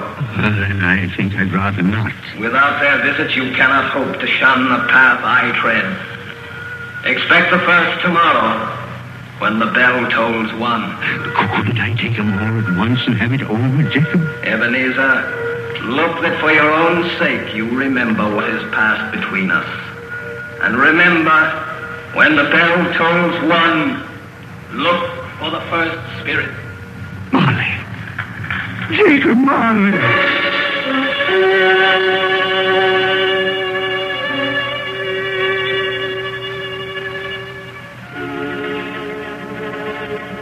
Scrooge awoke. He was lying on his bed fully dressed. Suddenly the curtains of his bed were drawn aside. Scrooge found himself face to face with the unearthly visitor who drew them. As close to it as I am now to you. And I am standing in the spirit at your elbow. It was a strange figure, like a child. Yet not so like a child as like an old man. Who's that? Ebenezer Scrooge, I have come for you. You are the spirit, sir, whose coming was foretold me? I am that spirit. What are you? I am the ghost of Christmas past. Long past? No, your past. But, what do you want of me? What brings you here to haunt me? Your welfare, Ebenezer Scrooge. Rise and walk with me. Oh, no, you're not out of the window. I can't do that. I'll fall down. I'm not a spirit. I'm mortal. I'll fall. Bear but a touch of my hand upon your heart, and you shall be upheld in more than this. Come, follow me.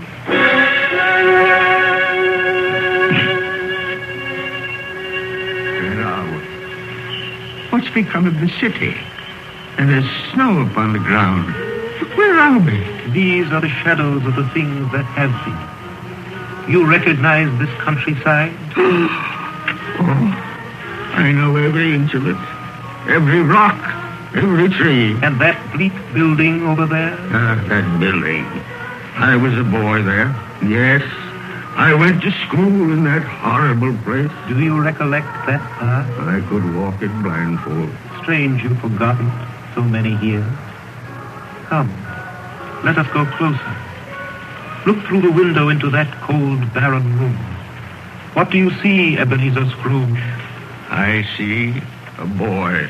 A solitary child, neglected by his family, alone. Yes, I see. I know that boy. Oh, I was so lonely. Poor boy.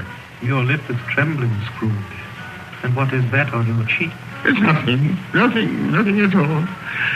I wish it's too late for that now. What's the matter? Nothing. The waits came to my door singing Christmas carols last night. There was a boy like that among them. A poor, thin, pale boy in a ragged coat. I'd like to have given him something, that's all. Is that all? Come, Ebenezer Scrooge. Let us see another Christmas.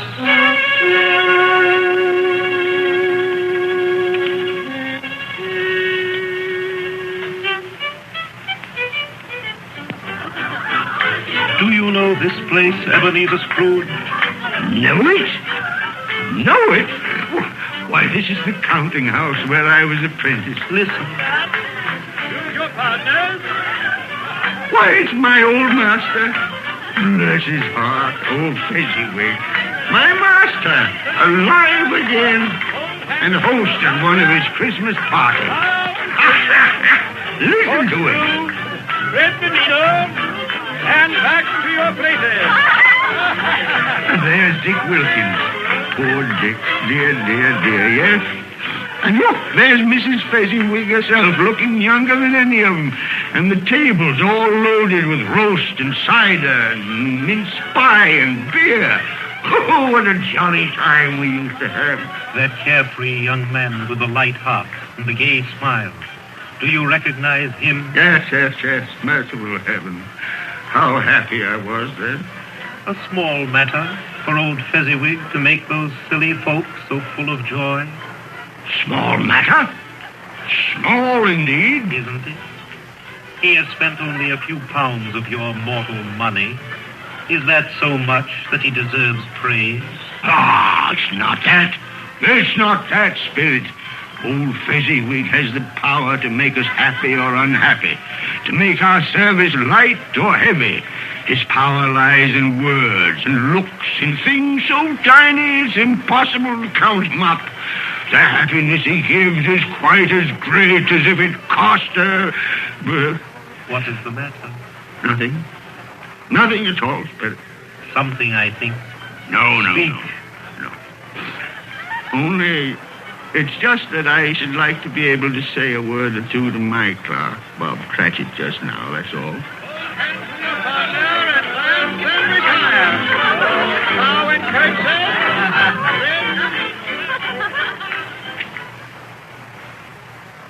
My time grows short, and we have yet another journey to make. Where now? Come. This is our last visit to the past, Ebenezer. Here, in this little room, with a fair young girl by your side. Do you recognize yourself, Ebenezer? Oh, no. Spare me this. You're older now, a man in the prime of life. Your face has begun to wear the signs of care and avarice. Your eyes are greedy, the eager, restless eyes of a miser. No, please. She knows it, too, that girl by your side. There are tears in her eyes. It matters little, Ebenezer, to you. Very little. I know that. Belle, have I changed toward you? When we were engaged, we were both poor. Was it better then? Better to be poor? Better at least to be happy. You're changed. You were another man then. I was a boy. Do you blame me because I've grown wiser? Have I ever tried to break our engagement? In words, no. Never. In what, then? In a changed nature. In an altered spirit. In everything that made my love of any value in your sight. Shall I release you from your promise? Belle. Oh, at first it may cause you pain to lose me. A very brief pain. But soon it will be dim, like a half-remembered dream. An unprofitable dream. And you will be glad to be awake from such a dream. May you be happy in the life you have chosen, Ebenezer. For the love of him you once Spirit, it's enough. Show me no more. Take me home. These were shadows of the things that have been. That they are what they are. Do not blame me. No more. No more. One shadow more. Come. Do you see this man, Ebenezer Scrooge? This man might have been you. And the woman beside him, your wife.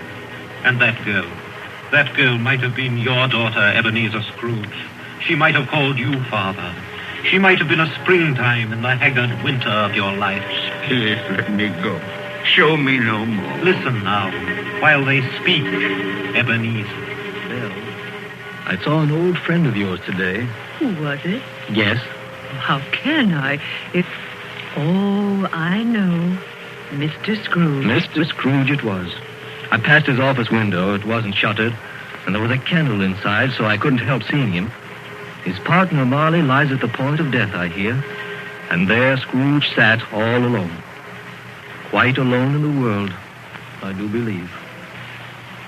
Spirit, I can bear no more. Leave me. Hold me no more. Take me back. Take me back.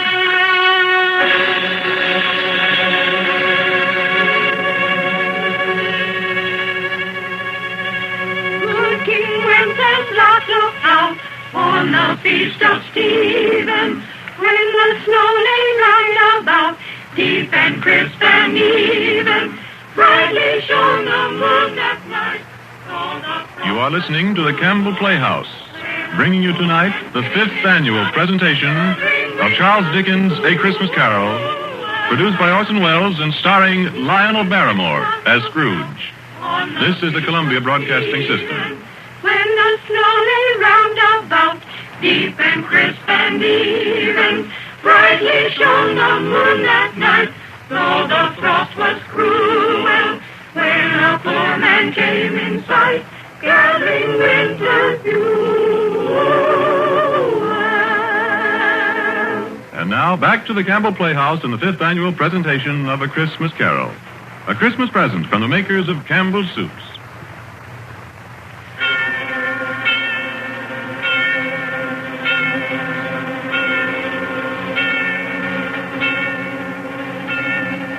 On the stroke of one, Scrooge awakened suddenly and sat him bolt upright in his own bed.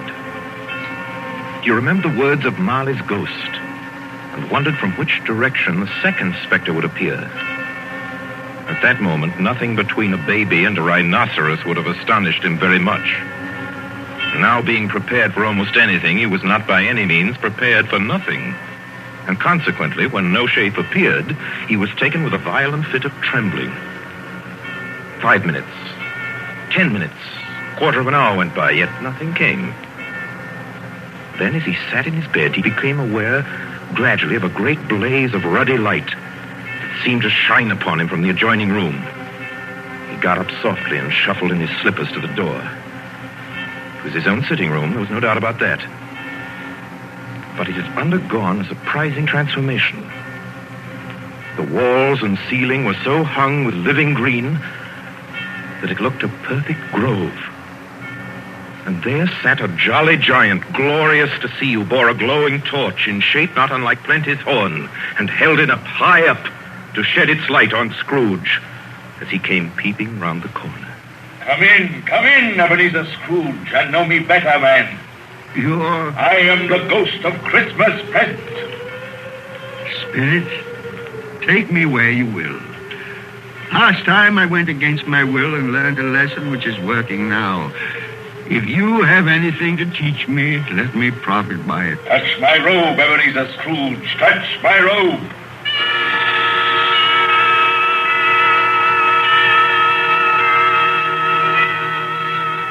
Where have you brought me, Spirit? To an humble dwelling in an humble street. It's miserable enough. Yet there is happiness there. Who are these people? Who's that woman? And the children? These are the family of your clerk, Bob Cratchit. See his wife, dressed in a twice-turned gown, but brave in ribbons, laying the table for their Christmas dinner.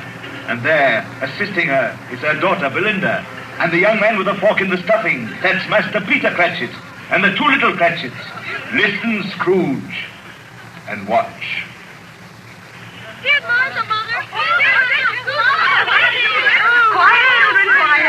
sit you down before the fire, Martha, and have a warm, Lord bless you. Where's Father? He's been to church with Tiny Tim. They'll be along directly. How is Tiny Tim, Mother? Any better at all? Sometimes I think he is. And sometimes I think, oh, dear God, if anything should happen to Tiny Tim. Oh, Mother, you mustn't even think of such a thing. Oh, it's Father. Everybody. Martha, welcome, my dear. Oh, Merry Christmas, Father, and Tim. Merry Christmas, Martha. Oh, Tim, you darling. Oh, Father, I'm so glad to be home. And we're glad to have you, Martha. And how did little Tim behave in church, Bob? As good as gold and better. I like church, Mother. Oh, they sang the nicest songs. I hope people saw me there. Saw you there? And why, Tim? Well, don't you see? Because I'm lame. And if they saw my crutch, it might be pleasant for them to remember on Christmas who it was made lame beggars walk and blind men see. Bless you, my son. Are we ready to eat, Father? Oh, come on, children, we're all ready. Come, take your places and wait your turn. There's plenty of stuffing and dressing and plum pudding for all of you. Martha, take care of Tiny Tim and see that he eats plenty. Yes, he must Mother. get strong and well. Now sit down, everyone. Yes, come on, Tiny Tim. And now, my dears. I see a vacant seat in the poor chimney corner, and the crutch without an owner, carefully preserved. No, kind spirit. Say he'll be spared. Say he'll live. If these shadows remain unaltered by the future, Ebenezer, the child will die. And to praise thy name. Amen. Amen. And now, my dears, with such a dinner, a toast. A Merry Christmas to us all, and God bless us. God bless us, everyone. And now to Mr. Scrooge. I'll give you a toast to Mr. Scrooge, the founder of the feast. Oh, the founder of the feast, indeed, who pays you all 15 shillings a week. I wish I had him here. I'd give him a piece of my mind to feast on, and I hope he'd have good appetite for My it. dear, the children, Christmas Day. It should be Christmas Day, I'm sure, on which one drinks the health of such an odious, stingy, unfeeling man as Mr. Scrooge. You know he is, Bob. Nobody knows it better than you, poor fellow. My dear Christmas Day. I'll drink his health for your sake and the day's, not for his. Long life to him. A Merry Christmas and a Happy New Year. He'll be very merry and very happy, I have no doubt. And I say God bless him too, Mother, and everyone. Yes, Mr. Scrooge. Very well.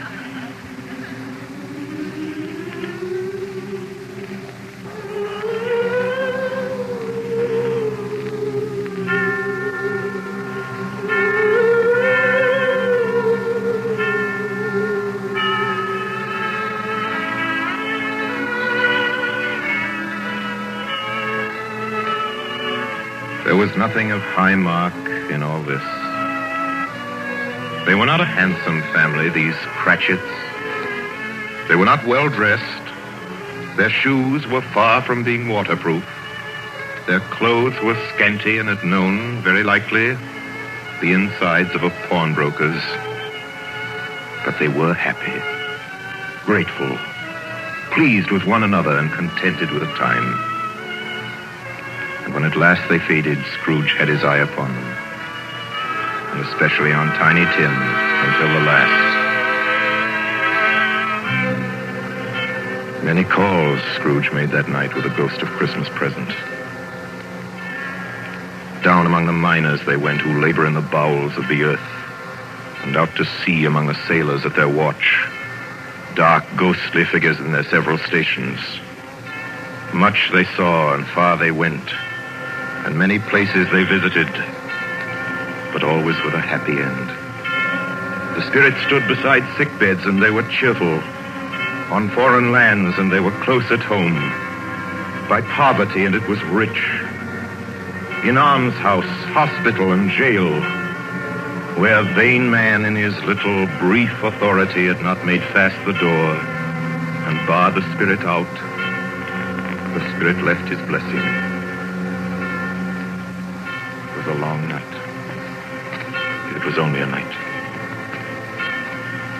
And it was strange, too, that while Scrooge remained unaltered in his outward form, the ghost grew older. Clearly older. My life upon this globe is very brief, Ebenezer. It ends tonight. Tonight? Tonight at midnight. The hour has come. Oh, not yet.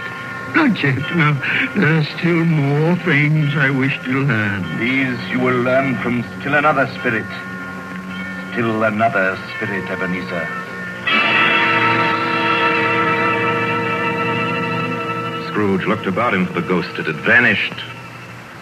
But he found himself once more in his bed, in his dressing gown and his nightcap. He'd heard the clock strike. And then you remembered the prediction of old Jacob Marley, and lifting up his eyes beheld the third spirit. A solemn phantom, shrouded in black, draped and hooded, coming towards him slowly and silently, like a mist along the ground. I know you. You are the ghost of Christmas yet to come. You will show me the shadows of things that have not happened, but will happen in the time before us. Answer me, spirit, ghost of the future. Oh, I fear you more than any specter I've seen. Yet, as I know your purpose is to do me good, and as I hope to live to be another man from what I was, lead on. Lead on! The night is waning fast. Time is precious. Spirit, why have you brought me here again? Into Bob Cratchit's home? It's not the same. Why is it so quiet? So very quiet here.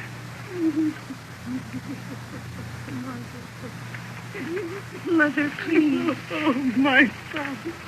My little son. Tim. I loved him so. Mother, dear, you mustn't. It's almost time for Father to be home.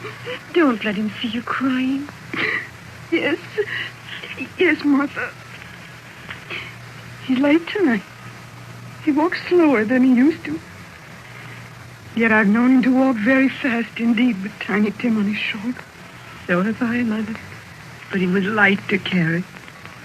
And his father loved him so that it was no trouble. No trouble at all. Bob. Good evening, my dear. You're late, Bob. I'm sorry, my dear. I went to the churchyard today. I wish you could have gone with me. It would have done your heart good to see how sweet and green a place it is. You'll see it often. I promised him. I promised Tiny Tim we'd walk there on Sunday. Oh, Father, dear. It's God's will, Bob. I'm trying to understand it, my dear. My son. My little son, Tiny Tim. And I loved him so. Oh, that's cruel. Cruel. Spirit, can't you give me one ray of hope that I may change all that? That Tiny Tim may live?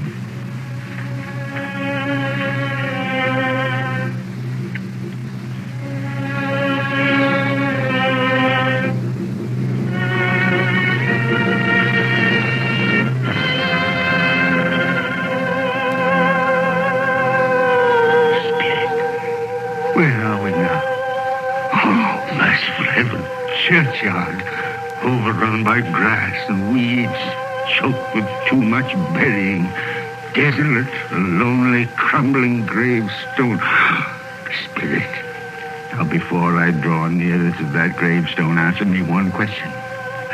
Are these the shadows of things that will be, or are they the shadows of things that may be only? Will you not speak to me, Spirit? What is that grave to which you point? Now I see. There's writing on that stone. The name on the gravestone is Ebenezer Scrooge. Ebenezer Scrooge. Oh, Spirit. No. Spirit, hear me. I'm not the man I was. Why show me this? If I'm past all hope, tell me that I may change these dreadful shadows that have come, that you've shown me by an altered life. I'll honor Christmas in my heart, and I'll try and keep it all the year. I live in the past, the present, and the future. I will not shut out the lessons that they teach. Tell me, do, Spirit. Please tell me that I can sponge away the writing on that stone, Spirit. I beg of you, Spirit. Spirit.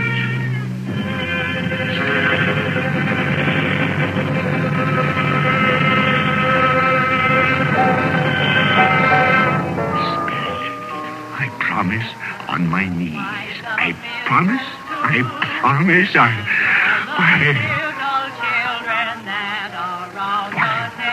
What's this?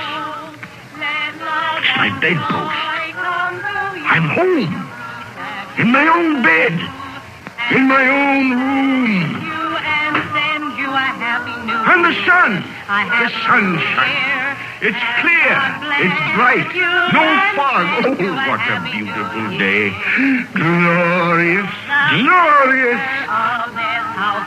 Boy. Oh, boy. Yes, sir? What's today? What's that, sir? What day is it, my fine fella? Today? Why, it's Christmas Day. Christmas Day!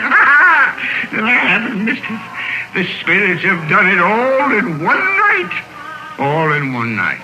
Heaven be praised. How's that, sir? Listen, my lad. Do you know where the poultry is in the next street? I should say I do. An intelligent boy. A remarkable boy. Tell me, do you know if they've sold the prize turkey that was hanging in the window? The one as big as me? What a delightful boy. It's a pleasure to talk to you. Yes, my buck? It's hanging right now, sir. Oh, that's wonderful. Now go around, will you, and tell them to send it to Bob Cratchit and his family on Broad Street. And mind you, they're not to know who paid for it. Now, hurry along, my lad. And here's $0.50 for your trouble. Yes, sir. Yes, sir. And a Merry Christmas. And a Merry Christmas to you, too, my boy. I don't know what to do. I'm as light as a feather, as happy as an angel. I'm as merry as a schoolboy.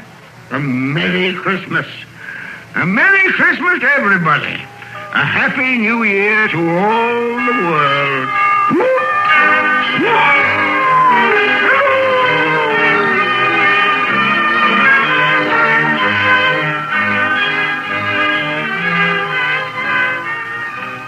Next morning, Scrooge was early at his office. He went early for a reason. If he could only be there first and catch Bob Cratchit coming late. That was the thing he'd set his heart upon. And he did it. Yes, he did. The clock had struck 9. No Bob. 1:15. No Bob. Scrooge sat with his door wide open that he might see him come in. And at last he came. His hat was off before he opened the door. His comforter, too. He was on his stool, and Jeffy driving away with his pen as if he were trying to overtake 9 o'clock. 8 and 17 and 15, carry the 1, 24, carry the 2, 31, carry the 4, 8 and 6 and 14, carry the 8. Hello, you, Cratchit. Yes, sir. Step this way, Cratchit, if you please. Cratchit, what do you mean by coming in at this time of day? Oh, I'm very sorry, sir. I'm behind my time. You are? You are? Yes, I think you are. Oh, it's only once a year, Mr. Scrooge. It shall not be repeated. I was making rather merry yesterday, sir. I'll tell you what, my friend. I'll not stand this sort of thing any longer. And therefore, Bob Cratchit, I'm about to raise your salary. Mr. Scrooge, are you quite yourself, sir? No. No, thank heaven I'm not quite myself. Merry Christmas, Bob. Merry Christmas, my good fella.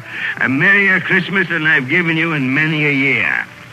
I'll raise your salary, and we'll see what we can do for Tiny Tim and the rest of your family. We'll discuss it this very afternoon over a Christmas bowl of smoking bishop. Bob, make up the fire. Make it up and buy another coal scuttle before you dot another I.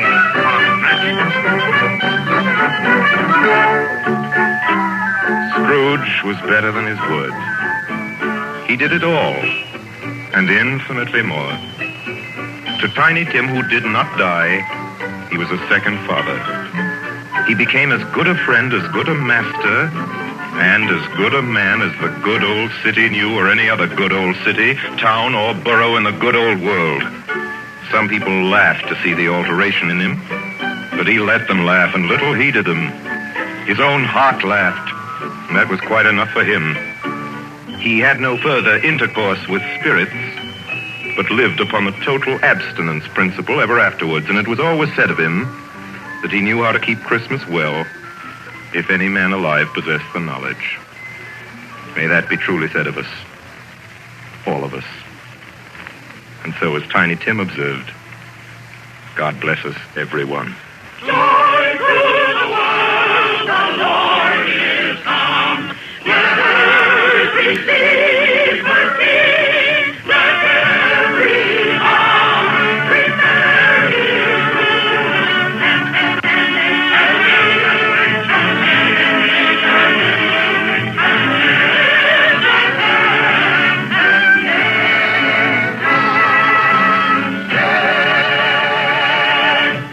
You have just heard our annual presentation of Charles Dickens' A Christmas Carol, starring Lionel Barrymore, brought to you by the makers of Campbell Soups. And now here is Orson Welles. At this point in the program, ladies and gentlemen, it is my custom, as you know, to present to you with a few words of introduction our guest of the evening. With your consent, I shall dispense with this tonight to introduce tonight's guest to the Campbell Playhouse audience or to any other American audience is an extravagant and superfluous procedure. For if ever an actor has won for himself a lasting place in the hearts of his fellow countrymen through years of unsparing and inspiring service, that actor is Lionel Barrymore. Mr. Lionel Barrymore. Thank you, Orson Welles. Good evening, ladies and gentlemen. This is the 4th year I've had the pleasure of appearing in the Christmas Carol here on the Campbell Playhouse. And I assure you all it's a pleasure that never tires. As long as I can remember, this has been one of my favorite stories. When we were children, it was read to us regularly this time of year, as it is to millions of children right now. And like many of them, I'm sure, the three of us, Ethel, Jack, and I, with the aid of a sheet and some old ironware, made a play of it. As I remember, we had 3 Scrooges in that production. Mr. Barrymore, who played Tiny Tim? I think we had 3 Tiny Tims, too. But seriously, I can think of no part that I've enjoyed playing again and again as much as I have the part of that squeezing, wrenching, grasping, scraping, clutching, covetous old sinner, Ebenezer Scrooge. And I can think of no happier or more suitable choice for the makers of Campbell Soups to offer the people of America as their Christmas present each year than Charles Dickens' well-beloved story, Christmas Carol. Good night, Orson. Good night, everybody. And a merry, merry Christmas to you all. Good night, Mr. Barrymore. Merry Christmas to you, sir. Ladies and gentlemen, for next Sunday night, we're happy to announce our version of a great and truly American story by a great American novelist, Come and Get It, by Edna Ferber. Against a background of the mighty forests of Miss Ferber's own Wisconsin, it tells a stirring tale of the men and women who live and die in the woods in order that lumber may come down the rivers every spring into the cities of the modern world. Like so many of Miss Ferber's epic romances of American life, it was made from a best-selling novel into a highly successful motion picture. Now we bring it to you on the air. The story of a man and his son and the girl they both loved, Lotta, played for us by one of the loveliest and most accomplished of Hollywood's younger dramatic actresses, Miss Frances D. And so until next week, until Come and Get It with Frances D., my sponsors, the makers of Campbell Soups, and all of us on the Campbell Playhouse remain, as always, obediently yours. But just a minute, Benny, ladies and gentlemen, it's the night before Christmas. And all through the Campbell Playhouse, not a creature is stirring that doesn't join Lionel Barrymore in wishing you a merry, merry Christmas. This goes for all of us, from my sponsor, from myself, from all of us, from Don McBain, who runs the machinery in the control room, to Miss Helgren, who types the Campbell Playhouse scripts. A Merry Christmas from Benny Herman and his band of Merry Melodians, Merry Christmas. You get the idea. From Max Sayre's choruses. From Harry Esman and his crew of sound effects technicians. Thank you. And from Orson Welles and his considerable aggregation of dramatic talent, which includes, among others, Mr. Frank Readick, Miss Georgia Backus, Miss B. Benaderet, Mr. Ray Collins, Mr. Everett Sloan, Mr. George Caloris, Edgar Barry, Erskine Sanford, Tommy Lane, William Allen, Betty Lou Walters, Eric Burtis, and, of course, myself and George Spelldon. A Merry Christmas. How about it, ladies and gentlemen? A Merry Christmas. And finally, as Tiny Tim says, God bless us, everyone.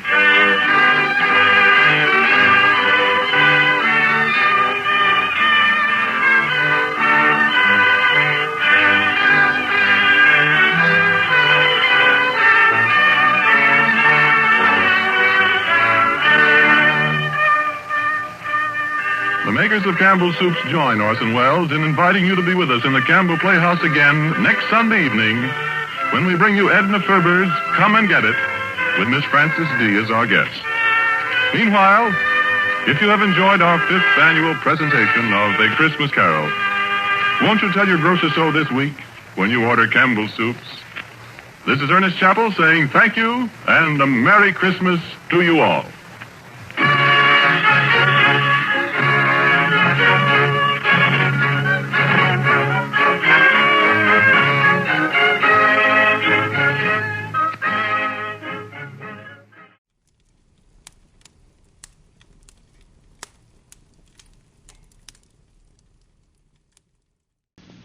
Now, listen to Orson Welles with Ray Collins in The Plot to Overthrow Christmas by Norman Corwin.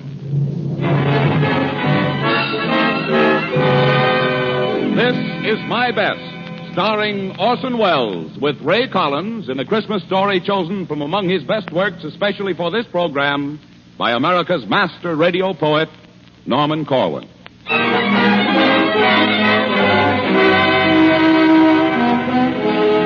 America's best stars in the world's best stories. This is My Best, presented each week for your entertainment by CRESTA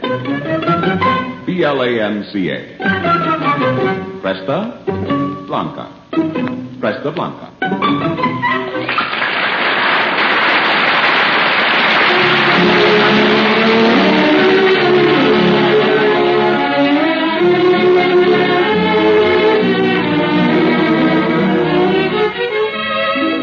Sheltered from the ocean breezes, nestled among green rolling hills, nurtured by the friendly sunlight, cooled by softly falling rain. There the vines of Cresta Blanca, bursting forth in their green glory, growing, bearing, heavy laden, bring the grapes to luscious fullness. So the vintner quickly harvests, presses from them gold and goodness, tends it gently, now to rest, till at last the wine is ready, shimmering, fragrant, full of flavor, masterpiece of his perfection, and he hails it proudly, saying, "This is my best.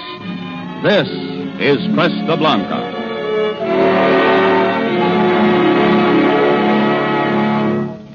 Good evening.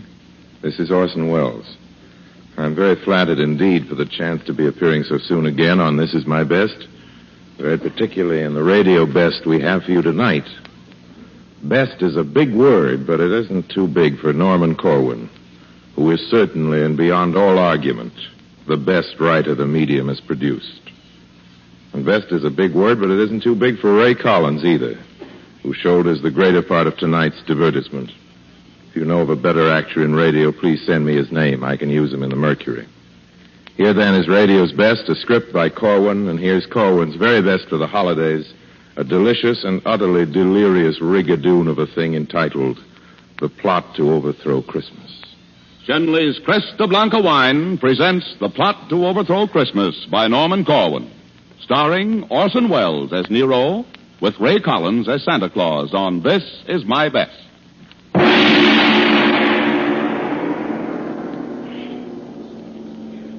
Did you hear about the plot to overthrow Christmas? Well, gather ye now from Maine to the Isthmus of Panama and listen to the story of the utter inglory of some gory goings-on in hell. Now, it happened in Hades, ladies and gentlemen. It happened down there that the fiends held a meeting. The fiends held a meeting for the purpose of defeating Christmas. With the aid of a fade on the radio, we'll take you there with a high and a Hady-ho to hear firsthand the brewing of the plot down in the deepest Stygian grot. A grot is a poetical term for grotto. Whenever you hear my voce sotto or sotto voce, whichever you prefer, it's just I, taking pains to make quite sure that nobody makes a poetical allusion which might in any way create confusion. I return you now to the voice you were hearing before I had to do this interfering. As I was saying, in this Stygian grot, the notables of Limbo hatched a plot. And what went on in the sulphurous hole we'll soon pick up by remote control. You mustn't mind if it sounds erratic. That's merely intraterrestrial static. And don't be surprised if you're deafened by thunder just as we start on our journey under. And so below, via radio, to the regions where legions of the damned go.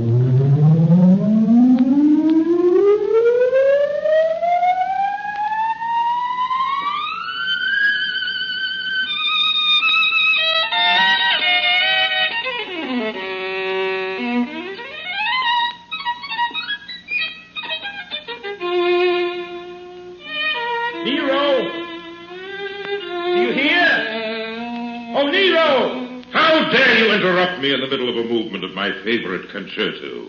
You should look to the improvement of your manners. Sir, if you please, my apologies. I would not have intruded upon your recital if the matters were not so terribly vital. The most important matter in the world is piddling when it comes to be compared with Nero's fiddling.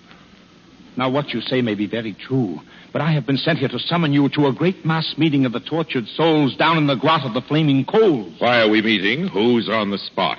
We're meeting in order to fabricate a plot. A plot against the festival that mortal men comfort in and gladden in again and again. You see, every year... Never mind the facts. I don't want to hear how mortal man acts. The only information about which I care concerns the mass meeting and who'll be there. His wickedness, Mephisto, will preside. Naturally. And several of the Borgias will be sitting at his side. And down in front by the sizzling podium will be many personalities known for their odium. Haman Caligula, Medusa and Legree. That's all very nice, but what about me? Oh, you'll be sitting in row A, center, between Ivan the Terrible, the Tormentor, and Circe. Mercy, why, they're both deranged. Do you wish me to see if your seat can be changed? Yes, if you will, please. Taste comes first, even though a soul may be eternally cursed. Right-o.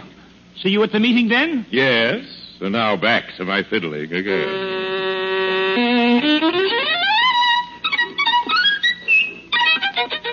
This is I, the sotto voce person. It should have been explained that Nero is rehearsing for nothing in particular. He's just that way. While hell's fires burns, he likes to play. It makes him feel a little more at home. It's just an avocation he picked up at Rome.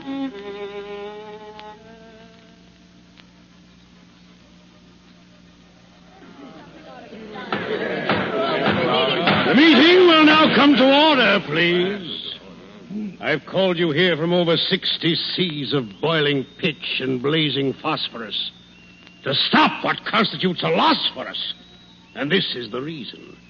Though we've done well in carrying forward the work of hell, we've left a very big job unfinished. After all these years, there is undiminished goodwill on earth every late December because of Christmas. Now, please remember that as long as this continues to be, the race of man will not belong to me. I will listen now to any questions you may want to ask. And then, suggestions. Mr. Chairman! Mr. Chairman! Brother Haman has the floor. You say we've done well in our efforts to sell evil? I say we've done better. We have carried out the letter of your law. We've done what I think is a pretty good job. And I say, as a veteran demon... Sit down there, Haman. Enough of this folly. Sit down yourself. You're off your trolley. Sit down. For I am Ivan the Terrible. You're telling us why you're unbearable. Hello, demons! This is no way to act. Please proceed with a little more tact. I want more decorum in this forum. These personal remarks you make must cease. Now, Brother Ivan, will you speak your piece? I merely want to say in a casual way that Haman is a radical. He always gets fanatical. Why anybody'd think to hear him snort that the work of the devil should just stop short? Mr. Chairman, Brother Ivan is a demagogue with a brain like a fly and the manners of a hog. He says that Enough! We will hear from others. Surely there must be among you brothers enough of venom and malevolence to crush a mortal man's benevolence. It's come to this. Are we going to let a little holiday like Christmas get the better of us all down here below? No. Very well then, sirs, very well. Let's go. Let's lay down our plans now to overthrow this Christmas business and all that guff of holly and mistletoe and stuff. Mr. Chairman. Brother Caligula may take the floor. Mr. Chairman, I abhor as a former emperor anything which curbs our rule. Let us give some presents, too. Candy sticks and things to chew, fruits and nuts, and little cakes, poisonous as rattlesnakes. Bravo! Let our subtlest worker be bichloride of mercury. Let us wrap in tinsel bright little gifts of dynamite. Bravo! Work things so that men will fear when 12:25 draws near. Soon at this rate, if you please, men will hang from Christmas trees. My dear Caligula, permit the chair to say that we think you've got something there. And now, with this fine start, let's hear some more. Yes, Brother Nero, do you want the floor? With all due respect to Caligula's views, I think there's a better method we can use. I've heard just lately men are giving the razz to classical music by making it jazz. They're swinging Bach, and what is keener, they're doing the shag to Palestrina. As a connoisseur of music, of course, I love the works of Rimsky-Korsakov, but today I note with a bitter shrug they've made Scheherazade a jitterbug. Much as we admire your clever rhyme, will you get to the point? We're wasting time. I was just about to say, when interrupted, that Christmas can easily be corrupted if you take and swing all the Christmas carols. Why, think of the evil. Just barrels and barrels of sacrilege. Every time you play a pious song in a profane way, why, once you entice them to swing Noel, then victory belongs to us fiends. Well... Mr. Chairman, Mr. Legree, I'd like to say that it seems to me that you all is barking up a coolness tree. I think Mr. Nero has made a wrong guess. The way to go about it is to get in Congress and bribe a bunch of senators who know their oats and just make a purchase of a block of votes. They can all get together and pass a law where there ain't going to be no Christmas anymore. I think Legree's suggestion is abuse. It's very cute. And quite astute. By the eternal night. That's right. Mr. Chairman. Yes, Miss Borgia. I say that we should all give pause to think about this Santa Claus. He is the man behind the scenes, the symbol of what Christmas means. If we could rub him out, my friend, our troubles would be at an end. Just think how it would tickle us to liquidate St. Nicholas. A girl like me could fascinate the guy and then assassinate. Do you think that you could do it, pretty one? Are you sure you wouldn't be by pity one? Mm-hmm. Sometimes you are an awful tease, my master Mephistopheles. Ain't I murdered several dozens, poisoned uncles, aunts, and cousins? Men of virtue all have cussed me. I'm sure that you can trust me. Of that we haven't a particle of doubt, Miss Borgia. I'm sure we all have nothing but kind feelings towards you. But many times a woman spy, alas, adores her victims. Dames make poor ambassadors. Do you imply that such defects are found inherent in my sex? That I do. Well, listen here, old Ironsides. You're heading for some cyanides. You've crossed a Borgia, and you know the consequences that follow. Come, disciples. This is very bad. There's nothing to be gained by getting mad. Now, suppose we put the matter to a vote. All those in favor of the motion made by Fiend Caligula, which was to shade the glamour of the holiday by using selected poisons of our choosing, all those in favor will please signify by rising to their feet and saying aye. Aye! One vote in favor, Caligula's. And those opposed? Opposed. The motion is defeated. Up we bring the plan of Brother Nero's, viz. To swing the hymns and pious music. All those for will please respond by raising up a paw. For! And those against? Against! Very well. Now, the project of Legree's. Who is there here who totally agrees? I do. Legree votes for himself. And those opposed? Opposed! And now all those who favor Borgia's cause. It being to eliminate Santa Claus. Aye, aye, aye! And those opposed? It seems the women have a way with them. At least they have carried the day with them. Motion's carried. And now we'll decide which one of us will take Nick for a ride. We'll all draw lots and thus settle the moot point of who'll be sent to execute. You are listening to This Is My Best, and in just a few moments we'll tell you the rest. But ere we return to this story of strife, a word, if you please, of a season that's rife with greetings and goodies and food served so fine with the elegant touch of a good table wine. A good table wine, Cresta Blanca California Sauterne. A wine that is golden, delicious, and light. A wine that will earn you praises galore. A distinctive dry wine that will add extra zest to your Christmas Day dinner made up of the best. The name, once again, Cresta Blanca Sauterne. And now back to the story. So we may all learn from our old friend Sotto Voce, visiting down where it's eternal noche. This is your old friend Sotto Voce visiting down where it's eternal noche. Noche is Spanish for night, you know, merely a reference just to show that English isn't all I have to go by. Oh, well, I guess I've missed my calling. I should have been a lobbyist. You see, I'm stalling to give them time to finish the voting. Let's see, the weather. Now I'm quoting the Daily Hellion. Continued heat both overhead and under feet.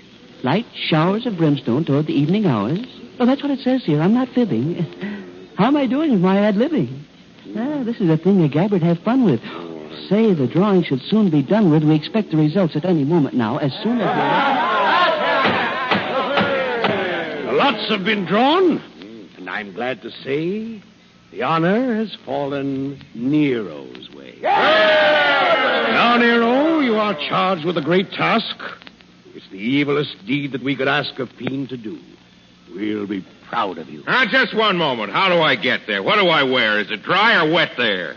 Is it fact or fancy or just word of mouth that he lives at the pole? Is it north or south? What shall I use when it comes to showdown? A gun or a dagger? Give me the lowdown. Now, Nero, you needn't sound so tragic. You'll get to Earth by the blackest magic. To create an express elevator is simple for an expert spell creator. With a lot of pyrotechnic dazzle, we'll let you off at a hill in Basel, Switzerland. From there, you will make your way to the Arctic Circle, then break your way through ice with a blowtorch. After a while, you're bound to reach Santa's domicile. And once you get there, my dear Nero, all of our work will have gone for zero if you don't succeed in your assignment. I know. But first we don't succeed, we can try and try again, but there's no need because nothing will come of it. Meaning no offense, do you mind if I take my departure hence? That, my friends, was a big brass gong. It's used in this story right along to indicate that we're about to travel to points where the plot will further unravel. And now, if Ambassador Nero elects, we'll have another spot of sound effects.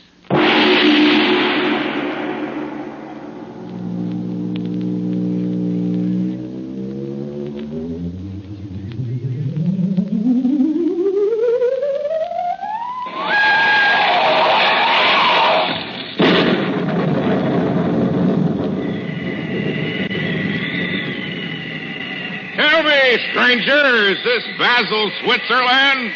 Or is it already Donner and Blitzerland? Donner and Blitzerland's 5,000 miles away. Thank you, mister, and good day. Tell me, stranger, because I've lost stock, Where am I now? In Vladivostok. Listen, stranger, after all these centuries of blistering heat, now I have to suffer from freezing feet. I'm wincing with pain from this pesky toe. Now speak English, Eskimo. I declare by my frenetic soul I must be over the magnetic pole. My watch has stopped. Can that be right? I wonder. Light. A light! In a moment now you'll hear me knock on Santa's door, and he'll unlock it, never more to lock again. Coming! So is doom. How do you do, sir? Very well indeed, and you, sir? Splendidly. Won't you come right in? Take your coat off. I see your chin is frozen. Also your hands and knees. Sit down while I get you some antifreeze. Don't bother, sir. I will not be long. I'm about to perpetrate a frightful wrong. In short, I'm going to do away with... Take it easy. Do not play with that gun. I know all about you. Oh, really? Haven't I had my agent scout you for weeks? You've come all this way to abolish Christmas.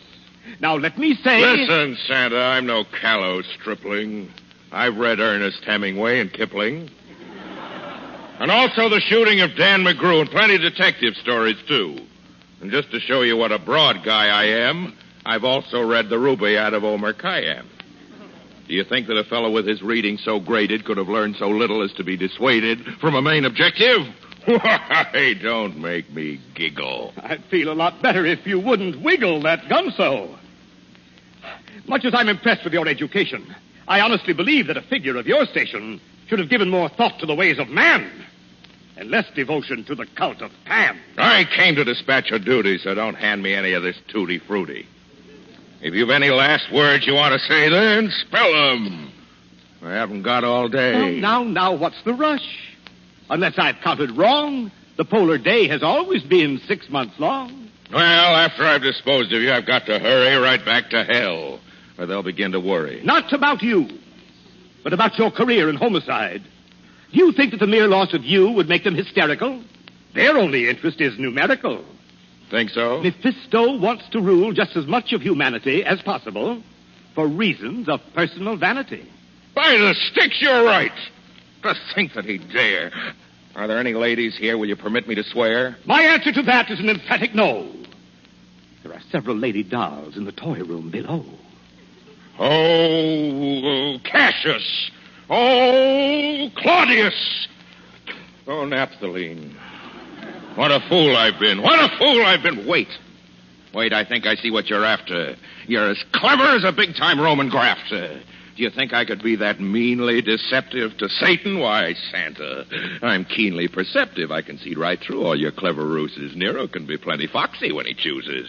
I'll have you know that I'm partly a dreamer, partly a wit, and partly a schemer. I'm part philosophical and also part mystic. I suppose you fancy that you're highly artistic. Fancy? Why, I have such a sense of beauty. Don't hand me a helping of tutti frutti. Any creature who really had beauty in his soul would appreciate Christmas. He would know that the whole idea of the holiday was one of such power that all the fiends below might gnash their fangs and glower, yet never in a million years could do it harm. Because it has a glory, a greatness, a charm that you would know nothing about. Yes, that's so. The spirit that it venerates, the good cheer that it generates, are things far, far beyond you. For all your wealth, no man on earth could sell ye these. Am I so cursed as that? Will you tell me, please, what beauties there may be that I have never seen? Have you ever seen a Christmas tree, tall and green, smelling of woodlands covered with a sheen of silverness? Its branches bending low, with the fruits of human kindness instead of snow? No. Have you ever closely witnessed what takes place any Christmas morning on a young child's face? Or perceived any beauties purer than the joys distilled in the hearts of little girls and boys? Have you ever watched a fire in a fireplace on a Christmas Eve? Or listened to grace at table heavy with fruits and cakes and all the wonders that a kitchen makes? Fowls and pastries, wines and meats, and nuts and raisins and candied sweets. Have you ever seen mistletoe hanging from a ceiling? In frosty air, heard a far bell pealing? Have you ever seen the beauty of a sprig of holly, or felt for a moment how it feels to be jolly? Golly. Have you ever known how exceedingly pleasant it is to unwrap a Christmas present? Did you ever know how much cheer it lends to be wished a Merry Christmas by all your friends? Did you ever experience the fun of giving? Do you know at all of the joys of living? I guess I don't. For all of me, I never knew such things could be.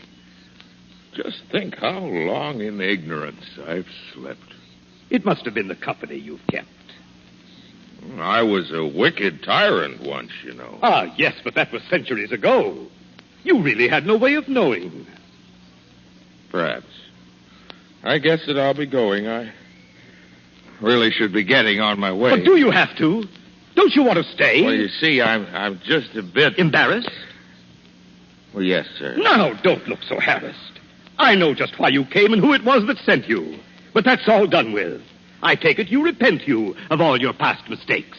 With many pains and aches of conscience. Then you are welcome here. Please take your hat off. Your coat. Your muffler also. Take your spat off. What happened to the other one? No matter. You're pretty thin. You'll presently be fatter. I serve good food here. I'll get you a platter of steak and mushrooms. Medium or rare. I'll bet that you're as hungry as a bear. A while ago you asked me if I understood good cheer. I do so now, St. Nicholas. I see it standing here. I want to ask you something, sir. Now, please don't give me up. Is there any sort of work to do where I can be of help? Indeed there is, indeed there is. And I am glad you asked me. I have so many toys to make this year, the job's got past me. But first you sit and eat this bowl. I've got a little trifle I'd like for you to see. So will you sit right here and stifle your curiosity? I'll get it for you right away. Well, who'd ever think it? Will wonders never cease? At last, after all these centuries. I'm so happy I could buzz. Well, here it is, Nero, my boy. By way of Christmas presents, I offer you this little gift. Oh, but Santa, for what reason? A very good one, sir, to wit. Compliments of the season. Well, go ahead and open it. Why stand there so reflecting? I'm just collecting thoughts, St. Nicholas. My thoughts I'm just collecting. Just think how far a tiny bit of fellowship will carry us. Oh, well. I say, what's this? What's this? It's a Stradivarius. Why, thank you. Thanks a million times. I don't know what to say to you. I'll tell you what I'll do, St. Nick. I'll start right in and play for you. I'll play all night and day for you. Fine. Here's some music. I'm sure you'll play it well. It's a little piece entitled Noel, Noel.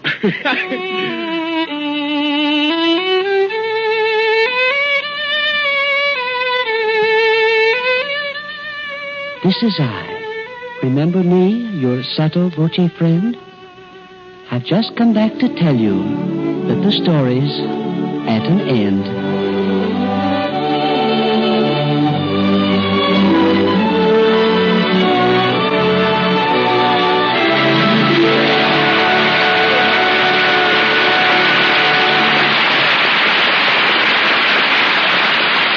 We join the audience here in Hollywood in applauding Orson Welles and Ray Collins in Norman Corwin's The Plot to Overthrow Christmas. Tonight's story on This Is My Best, presented by Shenley's Cresta Blanca wine.